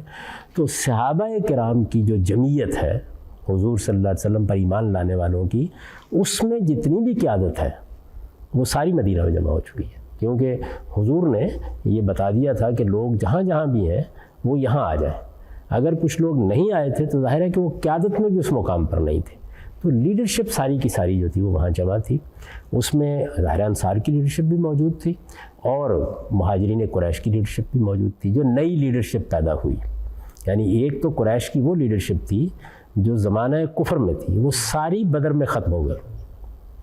اس کی جگہ جو نئی لیڈرشپ رسالت میں آپ صلی اللہ علیہ وسلم پر ایمان لانے والوں کے اندر سے پیدا ہوئی، وہ ساری مدینہ میں موجود تھی۔ فیصلہ اسی کو کرنا تھا، یعنی امرہم شورا بینہم کے اصول پر یا جمہوری اصول پر جن لوگوں کو فیصلہ کرنا چاہیے وہ سب وہاں پہ ریپرزنٹ کر رہے تھے۔ آپ پارلیمانی نظام میں کیا کرتے ہیں؟ یعنی لوگوں کے ریپرزنٹیٹیو ہیں نا جو اقتدار کا آخری فیصلہ کرتے ہیں، تو لوگوں کے ریپرزنٹیٹیو، لوگوں کے نمائندے، لوگوں کے عرفاء. میں نے اس کا حوالہ دیا ہے اپنی بعض تحریروں میں کہ غزوہ حوازن کے موقع کے اوپر خود رسالت مآب صلی اللہ علیہ وسلم نے اس اصول کی طرف بھی اشارہ کر دیا. اس وقت ایک بہت بڑا لشکر تھا، تو آپ نے قیدیوں کے رہا کرنے کے بارے میں لوگوں سے رائے لینا چاہیے. تو لوگوں نے بات کرنا شروع کی تو آپ تک بات پہنچی نہیں، اور آپ نے فرمایا کہ بھئی اب ہر آدمی بول رہا ہے تو ایسے کرو کہ تم اپنے عرفاء منتخب کر کے بھیج دو. تو نمائندے منتخب کر کے بعض حالات میں یہ طریقہ ہوگا. نمائندے پہلے ہی سے منتخب ہے، یعنی ایک قبائلی نظم کے اندر نئی لیڈرشپ پیدا ہو کے پرانی لیڈرشپ کی جگہ لے چکی ہے. یہ معلوم ہے کہ وہ نئے لوگ کون ہیں جن کی طرف لوگ نگاہ اٹھا سکتے ہیں. اس میں جب اس اصول کا اطلاق کر دیا گیا کہ قریش کی جمعیت اور قریش کی عصبیت اس وقت پورے عرب کی عصبیت ہے، لوگوں کی تائید انہیں کو حاصل ہے. عصبیت کیا چیز ہے؟ یعنی لوگوں کی بہت بڑی تعداد محبت رکھتی ہے، تعلق رکھتی ہے، پشت پناہی کرتی ہے، ان کی قیادت تسلیم کرنے کے لیے تیار ہے، اسی کو عصبیت کہا جائے گا نا. تو یہ چیز ہے جس کی بنیاد پر رسالت مآب صلی اللہ علیہ وسلم نے فیصلہ کر دیا. یعنی امرہم شورا بینہم کے اصول کا ایک قبائلی معاشرے میں جب آپ اطلاق کریں گے، آج کے زمانے میں بھی اسی طرح کریں گے. آپ یہ دیکھیے کہ اس زمانے میں ہم نے اپنے ہاں کے قبائلی علاقوں کے معاملے میں یہی طریقے اختیار کیے. ان کے عمائدین ہیں، ان کے بڑے لوگ ہیں جن کے ذریعے سے ہی ان کی رائے کی نمائندگی ہوتی رہی ہے. اب کہیں جا کر ہم اس پوزیشن میں آئے ہیں، یہ 21ویں صدی کی بات کر رہے ہیں، اب کہیں جا کے اس پوزیشن میں آئے ہیں، اور اب بھی معلوم نہیں آئے ہیں کہ نہیں آئے ہیں کہ ان کو بھی اسی طریقے سے حق دیا جائے جس طریقے سے باقی قوم کو حاصل ہے. تو ہمارا حال یہ ہے کہ ہم آج کے زمانے کی چیزوں کو دیکھتے ہیں اور پھر اس کے بعد حاضر کو رفتہ میں داخل کر دیتے ہیں. اس وقت یہی سب سے زیادہ اچھا طریقہ ہو سکتا تھا. اچھا، یہ رسالت مآب صلی اللہ علیہ وسلم یہ فیصلہ نہ فرماتے تو ظاہر اس پہ بحث ہوتی، بہت بڑی نزاع پیدا ہو جاتی. اس سے بچنے کے لیے، کیونکہ آپ کی شخصیت ہر نزاع سے بالاتر تھی اور آپ کے کسی فیصلے کے بارے میں یہ رائے نہیں ہو سکتی تھی کہ اس میں کسی جانبداری کا اندیشہ ہے، تو آپ نے خود ہی یہ فیصلہ فرما دیا. اور اس کے بعد میں نے عرض کیا کہ سیدنا ابوبکر صدیق کی شخصیت ایسی تھی کہ گویا لوگوں کے مابین ان کے بارے میں اختلاف کا کوئی امکان نہیں تھا. اچھا، 2 آدمی 4 آدمی فرض کر لیجیے اختلاف بھی رکھتے ہیں تو لا یوم بھی اس کی کوئی حیثیت نہیں ہے، جمہوری اصول پر بھی کوئی حیثیت نہیں ہے. تو ایک بڑی تعداد اس کی تائید ظاہر ہے کہ اگلے دن کے واقعات سے ہو جاتی ہے. اگلے دن آ کے جب یہ اطلاع کی گئی تو کیا مدینہ میں بغاوت ہو گئی؟ کیا اب تلواریں کھنچ گئیں؟ کیا لوگوں نے ماننے سے انکار کر دیا؟ کچھ بھی نہیں ہوا. یعنی لوگوں نے خوش دلی کے ساتھ ان کو اپنا حکمران مان لیا. تو بالکل ٹھیک جمہوری اصول کے اوپر سیدنا ابوبکر صدیق کو اقتدار منتقل ہو گیا. اب اس میں یہ ذہن میں رکھیے کہ جمہوری اصول کے اوپر جب میں کہتا ہوں تو پہلی چیز کیا ہے، پورے جزیرہ نما عرب میں جس گروہ کو لوگوں کی تائید حاصل ہے اس گروہ کو اقتدار منتقل ہوا ہے. اس گروہ کو، وہ کون ہے؟ مہاجرین قریش. اس گروہ کی ساری قیادت اس پس منظر میں، یعنی رسالت مآب صلی اللہ علیہ وسلم کی دعوت اٹھی، آپ مدینہ میں آئے، وہ دارالہجرت قرار پایا، اس پس منظر میں ساری قیادت مدینہ ہی میں موجود ہے. جو قیادت پہلے تھی قریش کی وہ ختم ہو چکی ہے، یعنی پارلیمنٹ مدینہ میں ہے آج کے زمانے کے لحاظ سے دیکھیں. یعنی وہ ساری قیادت جو پہلے تھی وہ معرکہ بدر میں ختم ہو گئی ہے، اور نئی قیادت جو پیدا ہوئی ہے وہ ساری پہلے سے وہی موجود ہے. اسی کو فیصلہ کرنا ہے. تو امرہم شورا بینہم کے ہر اصولی اطلاق کے لحاظ سے بالکل ٹھیک قاعدے کے مطابق سیدنا ابوبکر صدیق کو حکومت منتقل ہو گئی. اس وجہ سے جب لوگ یہ کہتے ہیں نا کہ دیکھیے وہ تو ایک چبوترے پر لوگ بیٹھے ہوئے تھے، انہوں نے منتخب کر لیا، ایسا نہیں ہے. پارلیمانی پارٹی کا بھی اگر آج مثال کے طور پر اس وقت ہمارے وزیر اعظم دنیا سے رخصت ہو جائے تو جس پارٹی کے پاس اقتدار ہے اسی کی پارلیمانی گروہ کو مل بیٹھ کے فیصلہ کرنا ہے. وہ ہو سکتا ہے کہ بنی گالہ میں فیصلہ کر رہے ہوں بیٹھ کے، ہو سکتا ہے کہ کسی چبوترے پر بیٹھ کے فیصلہ کر رہے ہوں، ہو سکتا ہے کسی ہوٹل میں بیٹھ کے فیصلہ کر رہے ہوں، لیکن کیا وہ فیصلہ نمائندگان کا فیصلہ نہیں ہوگا، ریپرزنٹیٹیوز کا فیصلہ نہیں ہوگا؟ تو اصل میں بات یہ ہے کہ اس موقع کے اوپر بھی بالکل اسی طریقے سے ایسا ہوا ہے. میں پھر توجہ دلا دوں کہ جو اصول ہے، یعنی یہ اصول کہ فیصلے کی بنیاد امرہم شورا بینہم ہے، اس کا اطلاق آپ ان حالات میں کریں گے جو آپ کو میسر ہے. آج کے حالات میں اس کا اطلاق اور طریقے سے ہوگا، قبائلی تمدن میں اور طریقے سے ہوگا، کسی اور معاشرے میں اور طریقے سے ہوگا۔ ہم اس وقت انتخابات کی بات کرتے ہیں، اس میں آپ بیلٹ باکس رکھتے ہیں، اس میں ایک الیکشن کمیشن بناتے ہیں، اس کے بعد یہ سب ہوتا ہے۔ ممکن ہے کہ ٹیکنالوجی کا ایسا انقلاب برپا ہو کہ 15-20 سال کے بعد ہم بالکل ہی اور طریقے سے یہ انتخاب کر رہے ہیں۔ تو طریقہ ہم نہیں ہے، وہ اصول کیا ہے، پرنسپل کیا ہے جس کی بنیاد پر فیصلہ ہو رہا ہے، وہ امرهم شورى بینہم ہے۔ اور میں نے عرض کیا کہ سیدنا عمر رضی اللہ عنہ نے جو خطبہ دیا ہے وضاحت کرنے کے لیے، اس میں پھر ایک مرتبہ اس اصول کو مؤکد کیا ہے کہ یہ بات یاد رکھو کہ لا خلافت الا مشورۃ من المسلمین، یعنی مسلمانوں کے رائے ہی سے خلافت کا انعقاد ہونا ہے، یہ طے شدہ اصول ہے۔ اس کا ظہور کیسے ہوگا، اطلاق کیسے ہوگا، جو حالات میسر ہوں گے۔ اب دوسرے انتخاب پر آئیے، اس میں بھی بہت اطمینان سے لوگ یہ کہہ دیتے ہیں کہ یہ تو ایسے ہی ہے جیسے کہ ولی عہد مقرر کیا جاتا ہے۔ سیدنا ابوبکر صدیق نے سیدنا عمر کو نامزد کر دیا، ایسا نہیں ہوا، یعنی بالکل وہی قاعدہ اختیار کیا گیا ہے جو قاعدہ اس سے پہلے ہم زیر بحث لا چکے ہیں۔ سیدنا ابوبکر صدیق کا آخری وقت آیا ہے تو انہوں نے تمام بڑے لیڈروں کو بلایا ہے۔ آپ جو ہمارے ہاں تاریخ کی اولین کتابوں میں شمار ہوتی ہے طبقات ابن سعد، صرف اس کو نکال لیجئے اور اس میں وہ ساری رودات پڑھ لیجئے، یعنی یہاں پھر دیکھیے جو بات بیان کی جاتی ہے وہ بالکل سادگی سے بیان کر دی جاتی ہے کہ انہوں نے نامزد کر دیا۔ انہوں نے نامزد نہیں کیا، انہوں نے نام پیش کیا، یعنی لوگوں سے رائے لی کہ میں اپنے بعد اگر عمر کو نامزد کروں تو تم کیا کہتے ہو۔ وہ تقریریں موجود ہیں جو لوگوں نے کی ہیں، لوگوں نے کہا کہ آپ جن کا نام لے رہے ہیں ان کا باطن ان کے ظاہر سے زیادہ پسندیدہ ہے۔ کچھ لوگوں نے اعتراض بھی کیا ہے، طبیعت میں کچھ خشونت ہے، انہوں نے اعتراضات کا جواب دیا ہے۔ سارے لیڈر جو مہاجرین و انصار کے ہیں ان سب سے انہوں نے مشورہ کیا، بلکہ انصار کے بعد لیڈروں سے خاص طور پر مشورہ کیا ہے۔ مشورہ کرنے کے بعد جب ان کو یہ اندازہ ہو گیا کہ اس وقت قریش کے جو بڑے لیڈر یہاں موجود ہیں، اور ظاہر ہے کہ سیاسی حالات میں کوئی بڑا تغیر نہیں آیا تھا، جتنے لیڈر بھی یہاں موجود ہیں ان کی اکثریت آپ کہہ سکتے ہیں، بلکہ اتفاق رائے وہ سب کے سب مطمئن ہیں۔ تب انہوں نے اپنی وصیت لکھوائی، ان کا نام پیش کر کے وہ خط لکھا اور یہ کہا کہ یہ کل لوگوں کو پڑھ کے سنا دیا جائے، اس کے بعد وہ بیعت کر لیں۔ یعنی یہ معاملہ بھی بالکل اس طریقے سے ہوا ہے۔ ہمارے آج کے زمانے میں بھی اس سے مختلف کیا ہوگا، پارلیمانی پارٹی فیصلہ کر دے، یعنی ایسا ہی ہوگا نا۔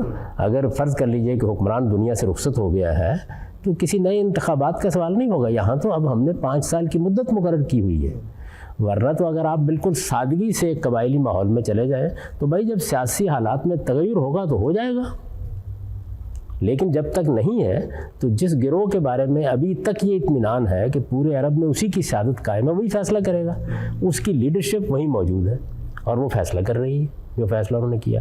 تو سیدنا عمر کے بارے میں بھی بالکل اسی اصول کا اطلاق کیا گیا، یعنی لیڈروں نے اپنی رائے دی ہے، تقریریں کی ہیں، اپنی پسندیدگی کا اظہار کیا ہے۔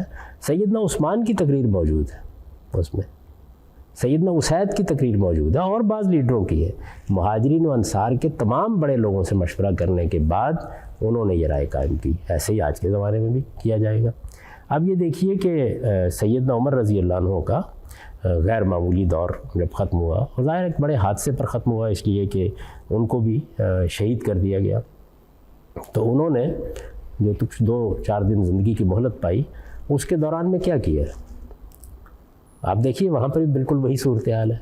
وہ یہ کہتے ہیں کہ اس وقت 6 لوگ ہیں لیڈرشپ جن میں منحصر ہو گئی ہے۔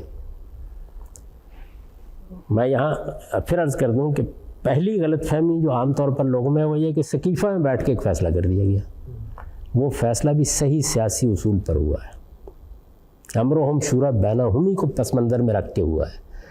دوسرے انتخاب کے بارے میں کہا جاتا ہے کہ وہاں تو انہوں نے نامزد کر دیا، وہ نامزدگی اس طرح نہیں ہوئی جس طرح خیال کیا جاتا ہے کہ بس میں نے نامزد کیا اور اس کے بعد کسی کو حکمران بنا دیا گیا۔ اس کے لیے رائے لی گئی ہے، مشورہ لیا گیا ہے، کوئی اعتراض ہوا ہے تو اس کا جواب دیا گیا ہے، اور تمام بڑے لیڈروں نے اتفاق کیا ہے اس نامزدگی سے، اس کے بعد ان کا نام پیش کیا گیا ہے۔ تیسرے معاملے میں عرض کر رہا ہوں کہ سیدنا عمر رضی اللہ عنہ کیا کہہ رہے ہیں، اس میں بھی یہ تاثر کیا جاتا ہے کہ انہوں نے 6 آدمیوں کی شورا بنا دی. ایسا نہیں ہے، انہوں نے یہ کہا ہے تم 6 لوگ ہو کہ جن کو لوگ لیڈرشپ کے لیے دیکھتے ہیں. 6 کینڈیڈیٹس ہیں. 6 کینڈیڈیٹس ہیں. 6 لوگ ہو تم جن کی طرف لوگ لیڈرشپ کے لیے دیکھ سکتے ہیں. یعنی اگر کوئی اختلاف ہونا ہے تو تمہارے درمیان ہی ہونا ہے. یعنی یا سیدنا علی کے حامی ہوں گے، یا سیدنا عثمان کے حامی ہوں گے، یا عبد الرحمن بن عوف رضی اللہ عنہ کے حامی ہوں گے، یا حضرت سعد بن وقاص کے حامی ہوں گے، یا حضرت طلحہ کے حامی ہوں گے، یا حضرت زبیر کے حامی ہوں گے. تو انہوں نے فرمایا کہ یہ معاملہ تم 6 ہی میں ہے، جو ہونا ہے تمہارے اندر ہی ہونا ہے.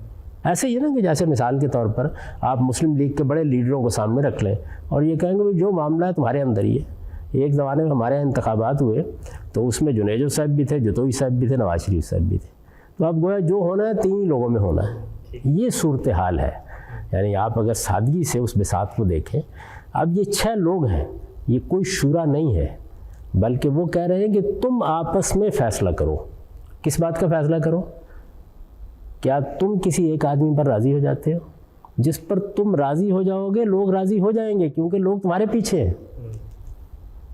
یعنی اس وقت بھی اگر آپ دیکھیں کہ جتنی پاکستان میں بڑی پارٹیاں ہیں، اگر آپ غور کریں تحریک انصاف ہے، مسلم لیگ ہے، پیپلز پارٹی ہے، ANP ہے، جمعیت علماء اسلام ہے، MQM ہے، آپ یہ جتنی بھی نمایاں پارٹیاں، جماعت اسلامی کو شامل کر لیں، یعنی یہ جو نمایاں پارٹیاں ہیں، اگر آپ یہ کہتے ہیں کہ بھائی تمہاری ہی لیڈرشپ ہے جس کے اندر اختلاف ہونا ہے، تو تم جو زیادہ اعتماد رکھنے والا کوئی شخص ہے اس کے اوپر اطمینان کر لو.